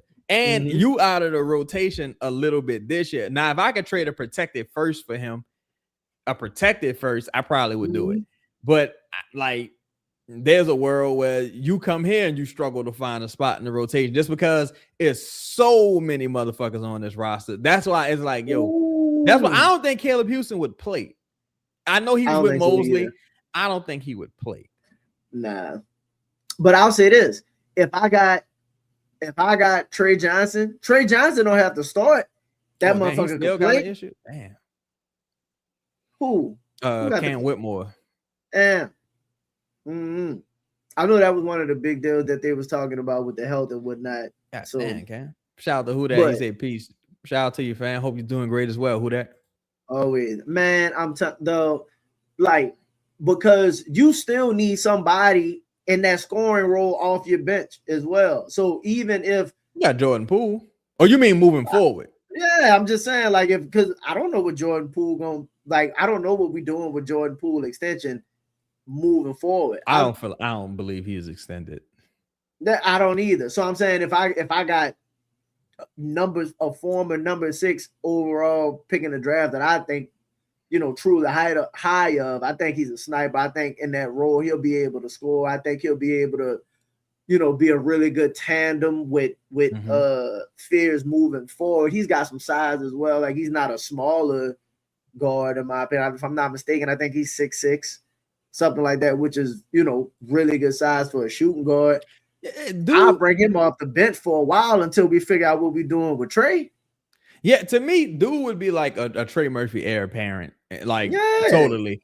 If an opportunity presented itself, I definitely think that's something they should look at, because he's another off-ball guy, catch and shoot guy, sniper. You know what I'm saying? And he's on a rookie scale deal, second year of the deal. That's something that I kind of wanted to do this last offseason. Well, this offseason, like, once they started getting their roster together, because it's gonna be hard for him to play in that rotation. Like, they're gonna play him. They're gonna find someone to play him. Talking about Washington? Yeah, because now you got AJ, Bilal. Like, you got so many motherfuckers, and y'all trying to. George, Bud, but the good thing with Riley. him is he plays off ball.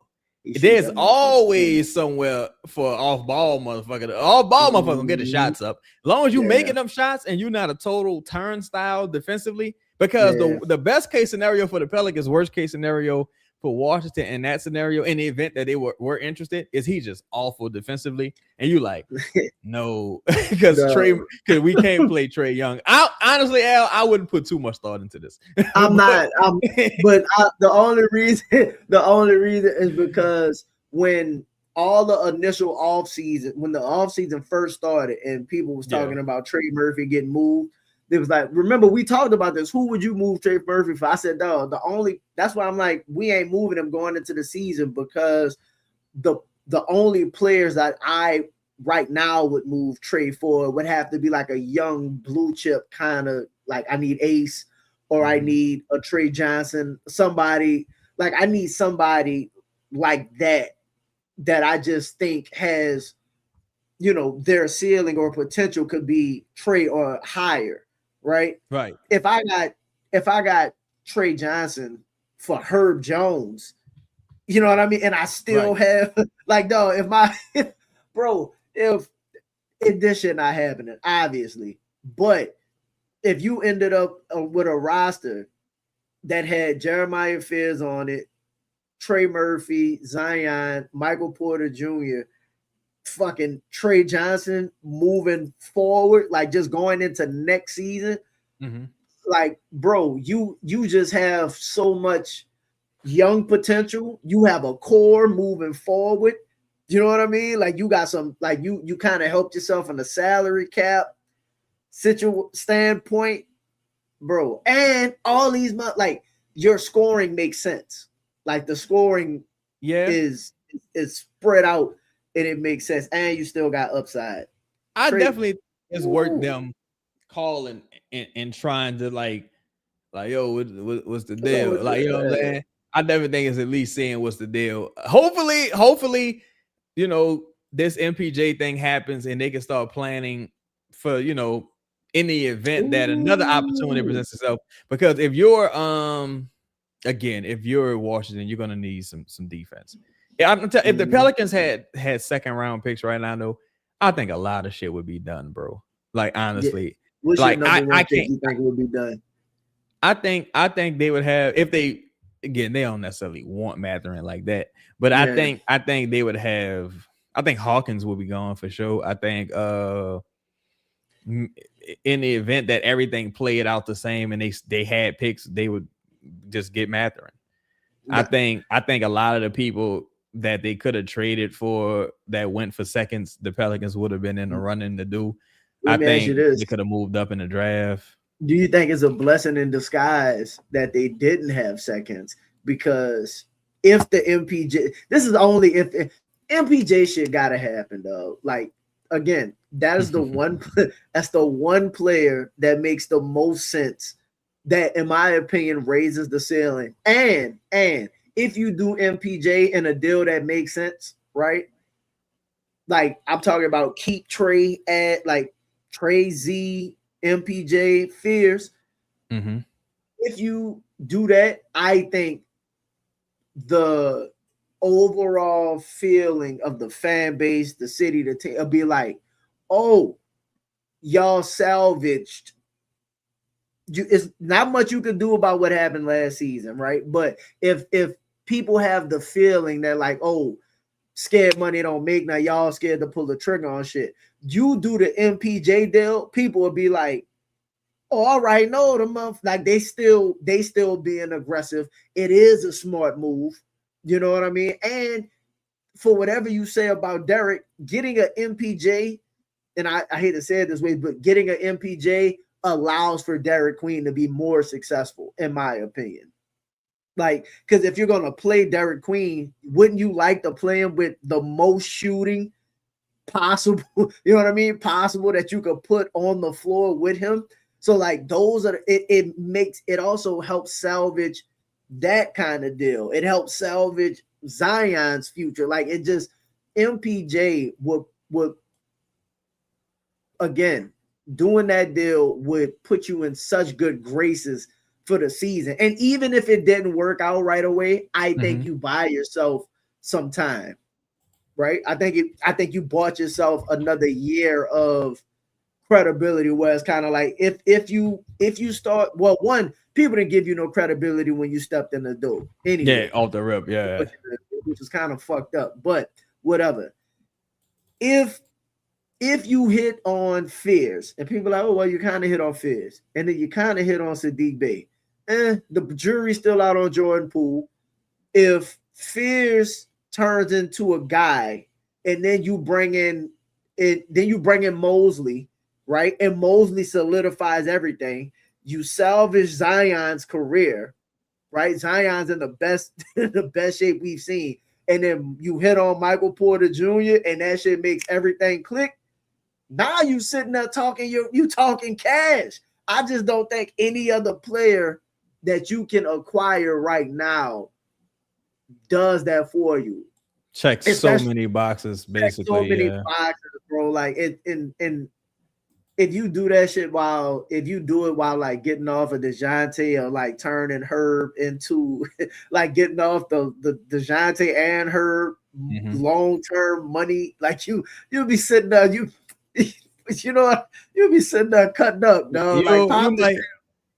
You might get a statue. Like, yeah.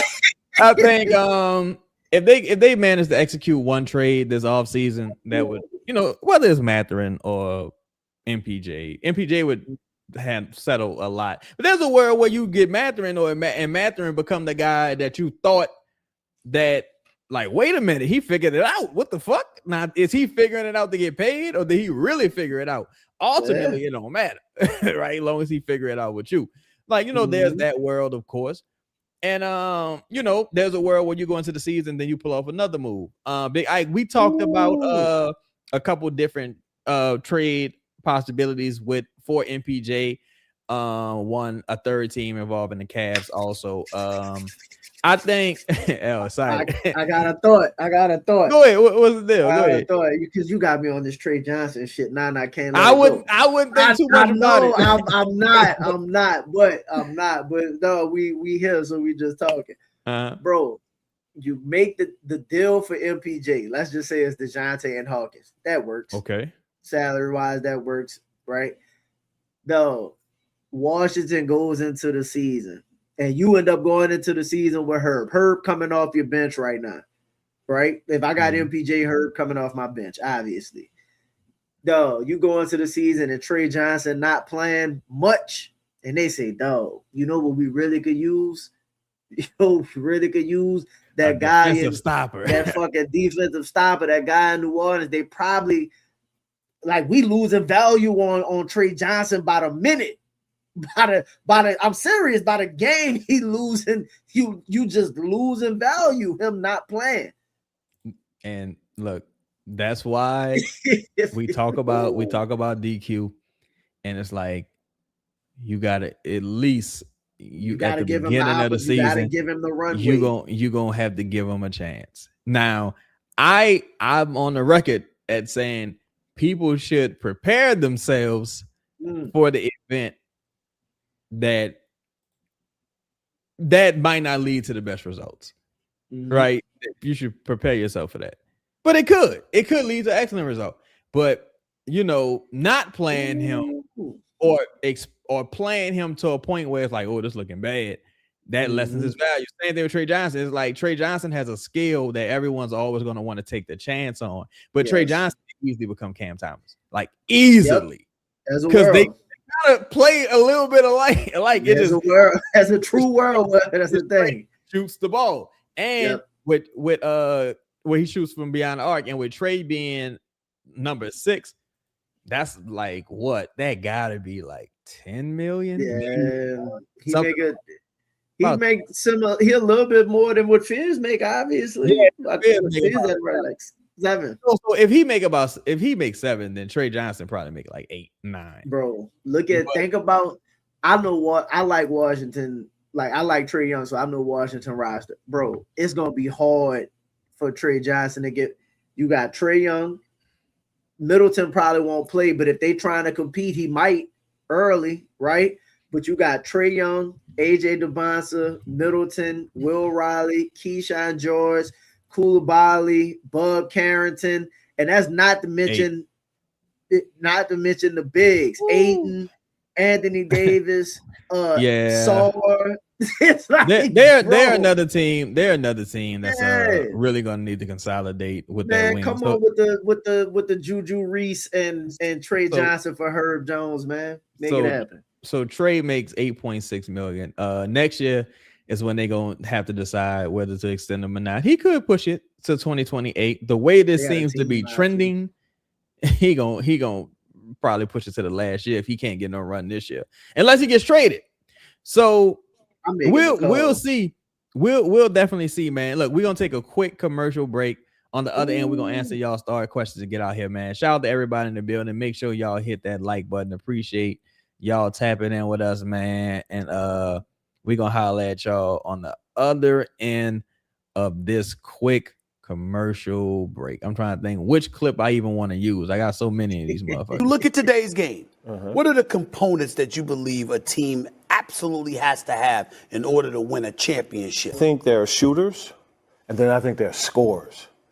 I think you got to score in this league, whether it be shooting the 3 or getting into the paint. I think that's you got to keep that scoreboard moving, Steven. You can't get stuck on 80 points and think you're going to get stops and win the game. So you got to figure out a way to keep that scoreboard moving. And yo, this is not breaking news, I'm saying, but no, Joe Dumas was a really good basketball player. he was out watching some film, and I was like, damn, this dude really fucking good. This dude's really fucking good. You gotta hear Tim Hall of Famer for a reason. You gotta hear Tim Hardaway Sr. talk about him. And you're like, yeah, like, no, bro, we played this motherfucker one time. I think he was in Golden State. And he was he done scored so many times on me. Don't sub me off. You might as well just let me keep going. It's over now. Fuck you. Don't embarrass me. But man, shout out one of them ones, bro. Man, shout out to everybody in the building, man. Make sure y'all hit that like button. Appreciate all y'all joining us on this Monday evening as well, man. Get these questions, get y'all butters out of here. And y'all ladies out here as well. Appreciate y'all support. Clarence Lodge, my homie Clarence. He said, what do y'all think Buffkin does elite? Shot over 40% from Jan Ark in the G. I think he's an elite. I don't say elite, but I think he's a high level scorer. Yeah, I can't say he's done anything elite on the NBA level because he hasn't yet, but he's always been like a creative scorer and stuff like that. So I think that like a scaled down version of Jordan Poole. You know what I mean? Like I don't like Michigan guard. So like a scaled down version of that, and then you'll see what it turns into. But he's always been like a crafty scoring guard. Shot the ball, like should be able to shoot the ball. So we'll see if it translates. But I like Buffkin game, to be honest. Yeah, I like Buffkin game. If Buffkin can learn how to run an offense at just a solid level, I think and stay healthy. I think the sky's the limit, bro.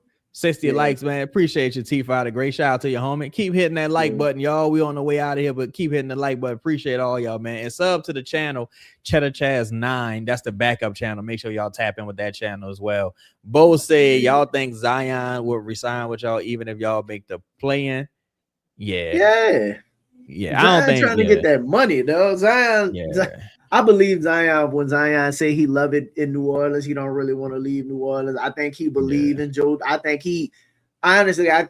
Zion has been waiting for a guy like Joe Dumars to have in his corner. You know how he is about the old school people and like the legends of the game and stuff like Joe Dumars is perfect for Zion Williamson. So I really do believe, and again, you got to show up.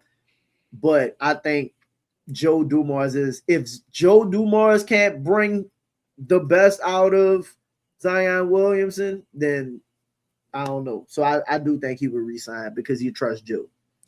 Zion just show and prove, dog. That's all I gotta say. Just show and prove. So shout out to the homie Dakar. He said, do y'all think Mosley trying to replicate what he had in Orlando? No, I really don't think so. I think maybe with like quote unquote toughness and like just size along the wing, but I don't think he was happy with how guys played offensively in Orlando. I think Paolo left a lot to be desired as far as him being like a strong physical wing, but who never really attacked downhill. I agree. I think when you get a second opportunity, and again, he has a 5-year deal. You know, anything can happen in the NBA, but you don't really get many opportunities to do this, right? I think he's going to take the things that worked in Orlando and try to expand on some of the things that he did, because this roster is different from the roster that he had in Orlando. So you can't, if you're a good coach, in my opinion, while you can have, you know, a philosophy, a overall, you know, scheme to a degree, but you got to be versatile enough to make your, appreciate y'all. You got to be versatile enough to make your scheme fit your players and what it is that they do well also. So I just think what he did in Orlando is what he felt like was best for that particular team. And what I think he's looking to do in New Orleans is going to be completely different than what it is he did in Orlando. But there will be, you know, some non-negotiables. Yeah, for us defending, like you have to, you know, defend and rebound. Yeah, like, you ain't gonna win if you don't defend. Yeah, so there'll absolutely be some non-negotiables. But I think as far as like, you know, is he going to approach it a little bit differently? I think so. I think this shit gonna look a lot like Detroit, to be honest. I ain't gonna lie to you. I can see that as well. And yo, man, I found a shout out to everybody in the building. Raphael, to start your question, they got a new Sunday show. Make sure y'all check out Lanterns. I auditioned for that show, but I didn't get it. They I auditioned for that show. Did you really? I auditioned to play Hal Johnson. Yeah, that's what's up. Yeah, they said they wanted a white guy. I was like, oh, come on, man. It's a fictional fucking character. I could be Green Lantern. No, I'm joking. I didn't audition for it. I'm joking. But it's a really good show. Look, I'm telling you, I started to watch it. I saw the check it out the other day. Check it out, because that's my Welcome to Derry replacement. It remind me of the super chat off, Wealthy Few. I appreciate your Wealthy Few. The super chat off, bro. They got me on probation, these dirty bitches. All I got is my Cash App up, but I appreciate the thought, brother. The thought that counts. You said remind you of Smallville? Yeah, because lanterns and soup is like the I'm Superman telling you, or whatever. It's very good. It shocked me. Is it out? Like, there's the whole season? No, out, just the first. They doing a weekly drop. It's like True Detective, probably True Detective meets Smallville. Shout out to the homie Cullen in the building. That first season of True Detective. Season 1. I should say season 1. Season 1 of True Detective. Yeah, with Matthew season 1 meets Smallville. Bro. That shit was classic. Elite television, bro. Shout out to the bro Nando. Make sure y'all check out his channel as well. He said, I think it matters that these other guys signed camp deals for the last roster spot. That's coming from agents. I do think that if I am an agent and you just got that last roster spot filled, you better tell me something. I'm like, wait a minute. I had my guy come to your camp. I could have went to anyone's camp. Yep. So I would think they would be having to reassure them that no, trust me, we gonna open some more spots. Don't even trip. By the time I think by the time camp, because it was like 6 weeks, right? 5 weeks at this point. Yeah, so it's like middle of September, if I'm not mistaken, or something like that. By the time we get to camp, Michael Porter Jr. should be a Pelican. Ooh, Michael Porter Jr. should be a Pelican by the time we get to camp. I hope you're right. I hope you're right. Get it done, Joe. They probably got other people that feel just as confident as you. I'll say that. They probably some other people out there that feel as confident as you. I'm just like, I gotta see it. I don't know, because the Nets could be playing hardball. I will say this: I was of the mindset that they wasn't gonna do nothing. And shout out to the people who I talked to about this, but I thought that Trendon Watford would have been I had to stop putting out my players that I wanted on the free agent list because they was just taking all of the players. So like Trendon Watford was one of the players that I wanted this team to have, right? Mm-hmm. Had some other players. You saw those players get signed, and then it ended up circling all the way back around, and they made that deal. If they circle all back around and end up with MPJ, we lit. Mm-hmm. We lit. Hold on. All right. So Wealthy Few say, how would y'all feel if they made no moves? No, I'm sorry. My bad, H Bizzle. My bad. We answered the Corey question. I think we both would rather Michael Porter Jr. The H Bizzle, shout out to the homie H Bizzle, man. He said, when do y'all expect the next wave of moves to happen around the league? Still have restricted free agents available, and a lot of teams haven't made a move. It keeps being reported that guys are in like a lot of the agents and GMs are GMs are vacationing right now. I expect for them to come back probably next week, and the phones start getting hit up a little bit more, because now like motherfuckers got to start getting waived. Like people got to start, now you're in the final stretch of heading into training camp. I expect things to start kind of trickling, because Peyton Watson can't hold out forever. Duran can't hold out forever. Like Mathurin ain't even holding out. Kuminga can't hold out forever. Like everybody just like, what the fuck? Yeah, and you still got a bunch of guys that's a bunch of dudes. Yeah, James Harden ain't gonna wait on his money for this long. Like, even though he know that I'm getting paid, he probably like, come on, man. I ain't paid yet. Yeah, like I ain't paid yet. Because if y'all ain't getting nothing done, I want it all. Yeah, it's gonna be interesting. Yeah, I give you another week to get Herb Jones. The Wealthy Few say, how would y'all feel if we make no moves? We already made a move. Yeah, we already made a move. I would give it an incomplete though, because I'm like, all right, now we going into the season. Everybody know you gotta make a move. Mm-hmm. Like everybody know you gotta open some minutes for somebody. The only, what's one of the saving graces here? What would really be fucked up is if you did have like a rookie wing that you drafted, and it'd be like, All right, come on, man. Stop playing. Y'all got to make some minutes for Trey Johnson. Which one of these dudes you trading, bro? Like, stop playing. Yeah. Like, but I don't think the Pelicans phone gonna ever stop ringing. What you mean? Like, with the way this roster is constructed, because this move has been universally applauded. Yeah, it has been. So I don't think the Pelicans phone gonna start ringing as far as like it was popping. Like what you trying to do? Like I see y'all got a lot of people over there. What's happening? Like y'all the Pelicans have a lot of usable, like a lot of talent, like a lot of players that fit on rosters of teams trying to compete. So like Herb, for example, DeJounte, for example, and then this is the thing, like teams that are trying to compete are going to have players within like those salary ranges to be able to make said moves. The only thing right now is the difference now and going into the season is everybody still believes they have a chance to compete, right? As opposed to everyone's optimistic going into the season. Yeah, as opposed to when the season comes, that's another thing too. I didn't even think about with us getting Trey Johnson.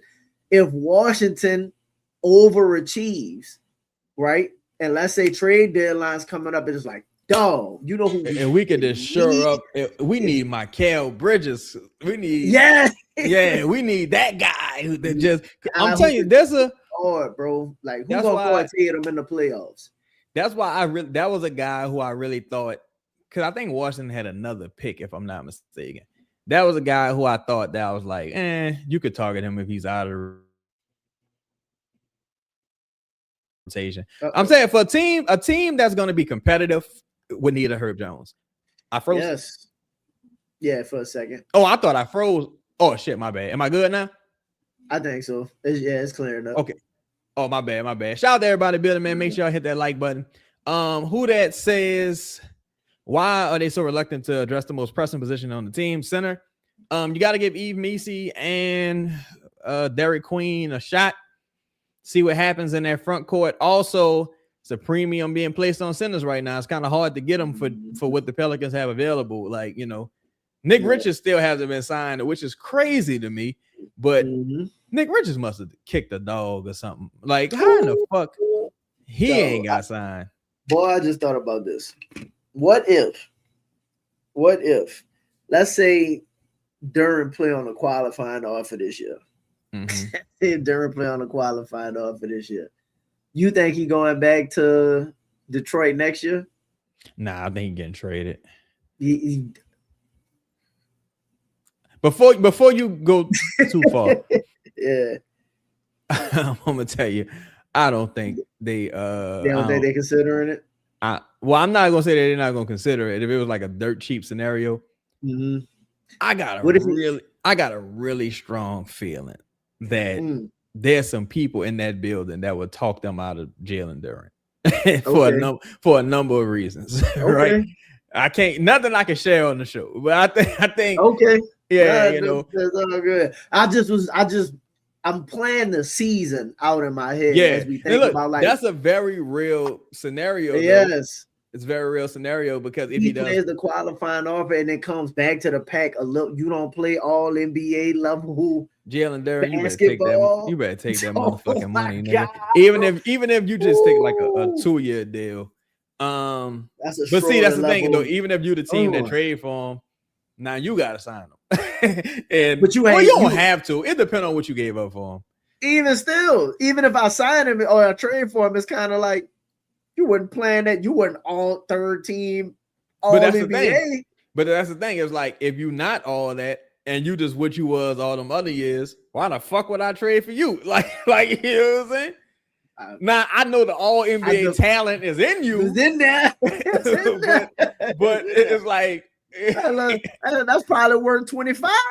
That's probably worth 25 for a center. Yeah, I think there's a world where Eve has a really good year. Maybe not on all NBA deal, but I think there's a world where Eve has a really good year. But if he don't, because your perimeter is your team is getting expensive. Like if you're the Pelicans, there's a way for you to make it cheap. Move here, move there, but you got to start now. Because if you do bring in Michael Porter Jr., You on the clock a little bit. Not really. You got some flexibility. Not really. You because ain't like Sadiq about to be making 30 million. But you on the clock a little bit as far as like I still got holes to fill on this roster. So shout out to everybody in the building. Joel say, how impactful will Fears need to be to emerge as a leader on the team this year? Leadership is one of the only places I think DeJounte hasn't beat, and you need that from a PG as shown by Houston. I don't think them dudes really view DeJounte as no leader, to be honest, though. I ain't gonna lie. I don't think so. Honestly, I ain't gonna hold you, bro. I think leadership is overrated because I think it's overrated. Overrated in what sense? Overrated in this sense. These dudes don't hang with each other like that. Like you don't really like what Ant is doing with LaMelo, right? The Pelicans, like they always seem to be a little more like spaced out. Yeah, doing their own thing, personality wise. That combination of like leadership and talent and all that. Yeah, that's for the front office and the coaching staff is going to have to curate that. Even with Fears been in the building this year. But Fizz ain't about to be like, hey, y'all, let's all get together and do that. That's why you signed DeAndre Jordan. Like, because you know what I'm saying? But I don't. And then even with DeJounte, man, nobody ain't trying to hear that from that dude. Like, the one thing I'll say about leadership, it's only valuable if it comes from good players. And I'm not saying DeJounte isn't good, but it would have to be Zion. If it wasn't Zion, it would have to be somebody just below Zion who was like a champion that could still play and motherfuckers really or could beat you up and motherfuckers really respect it. Like, I don't think like you know what I think the biggest issue is, to be honest, and I do think Fizz has an opportunity, but you know what I think gonna get in his way? He's so young.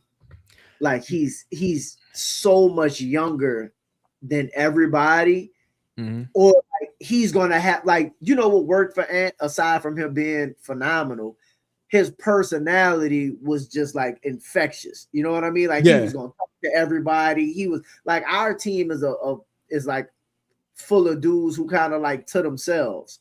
You know, like Zion is to himself. Trey is kind of to himself to a degree. Like all these friends outside the building. Yeah. Like bro, Ant was with Karl Anthony Towns, got like cat talking shit, and Jaden fit with them. Like that's a bunch of like-minded. Even with Steph and Clay and Steph and Clay, them just kind of look like they mesh. And it's like all them dudes great. Like Rudy Gobert is great. Karl Anthony Towns is great. It was like, you know, it's only so much juice you're going to get from the Zion, Trey, and Fears oranges at this stage. And then Fears at this point, he like, man, I'm not even starting. Like, I'm trying to, you know, I'm trying to.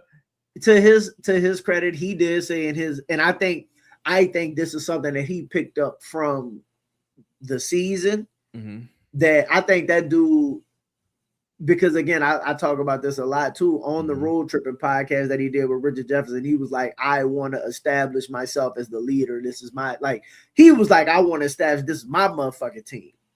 So I think, and of course I can't speak for him, but I've been told he feels that way. But I think he feels that way from the standpoint of this is my team and not this is my team. I'm gonna get y'all all together. Like I don't think that's the thing. Like this is something that's been communicated to me, like behind the scenes, where like he already kind of feel like this is my team, on the future of the team, and it's like, yeah, you know, you got the right to feel that way, of course, especially where you was drafted and the promise you've shown, but these dudes ain't gonna never be like getting together and all that shit. Like that just ain't gonna happen with these guys. You know what changes all of that?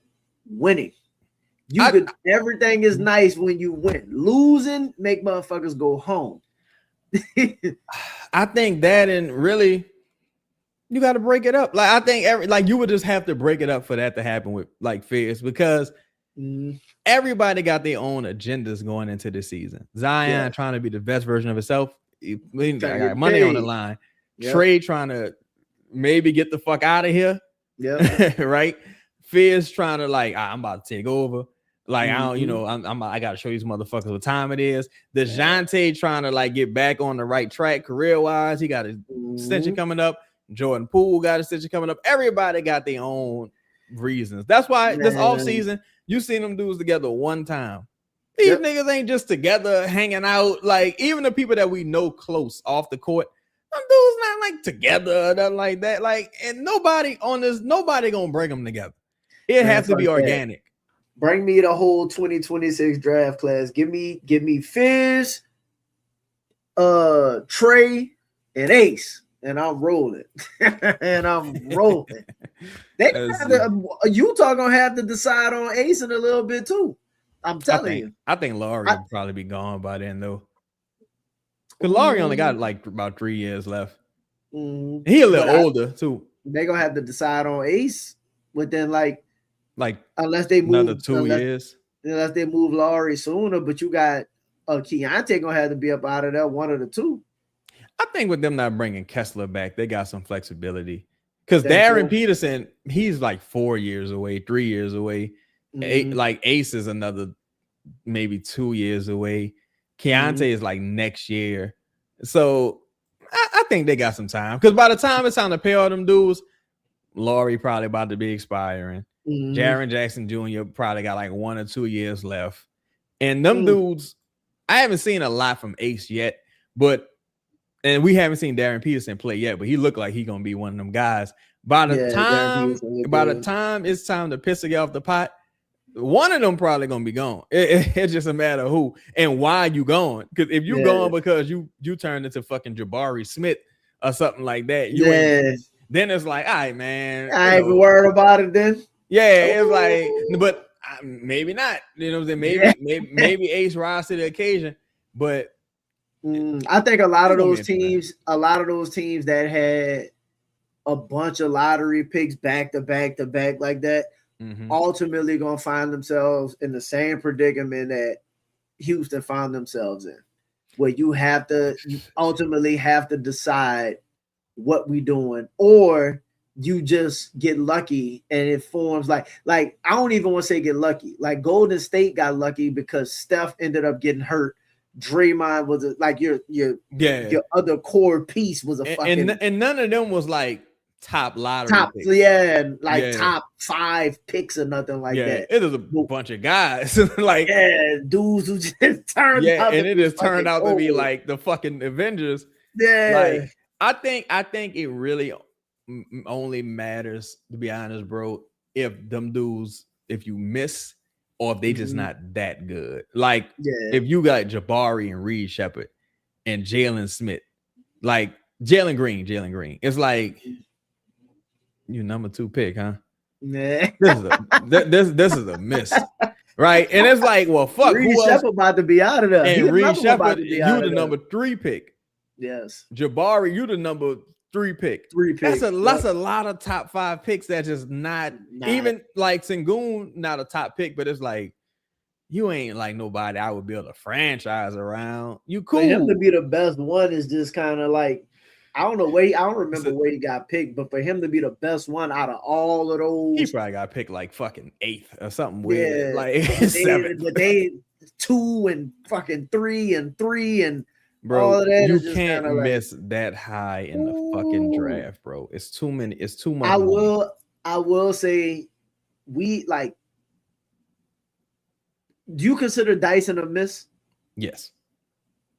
Because of what he was drafted for. You're drafted to be your point guard.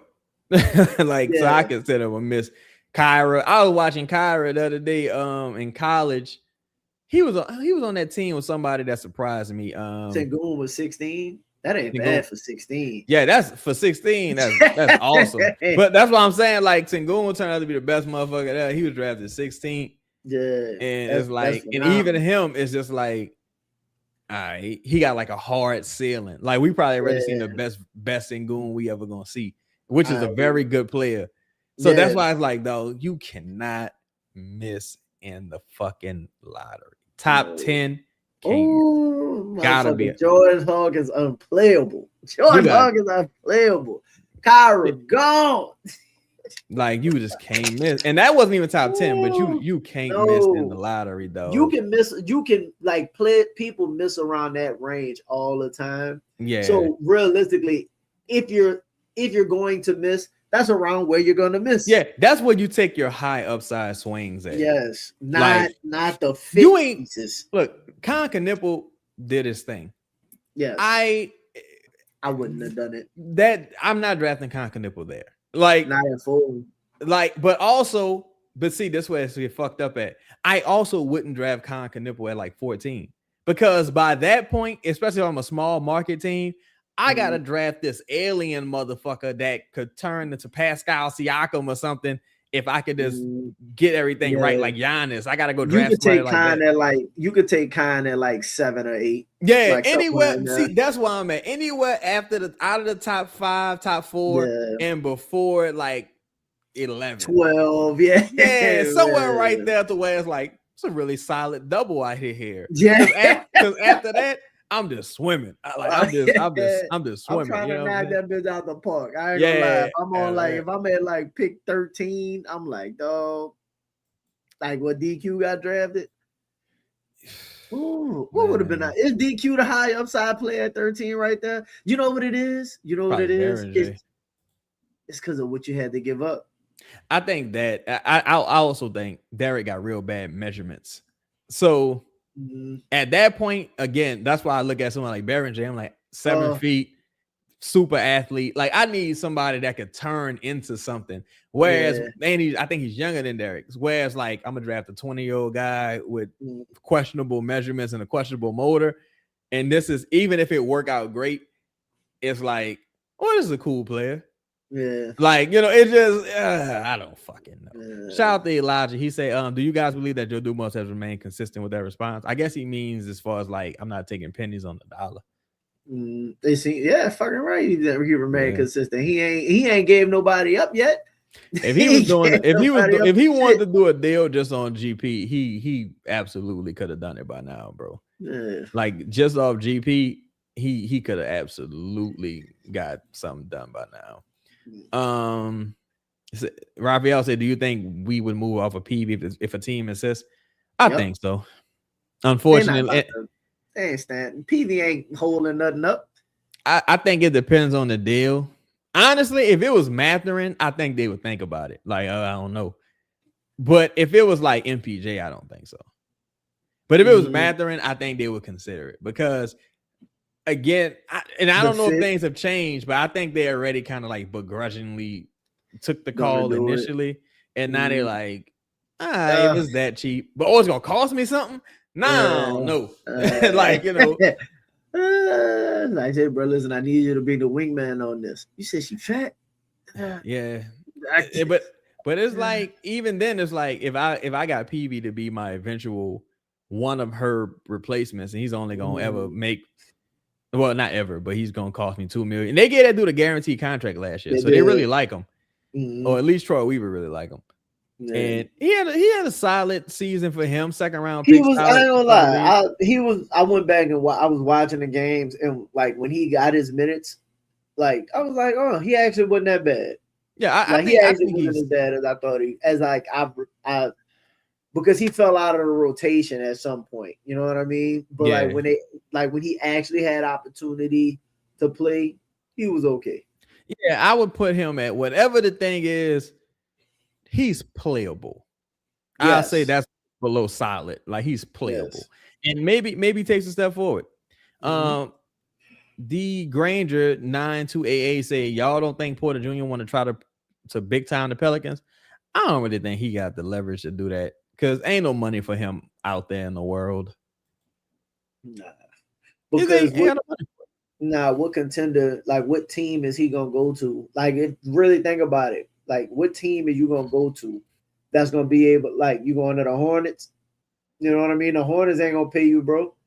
And to me, he a dude that he's an interesting guy. I don't even think he give a fuck. He probably like, well, I already got my ring. I'm barely gonna be here. Like they gonna pay me? Oh, I don't know.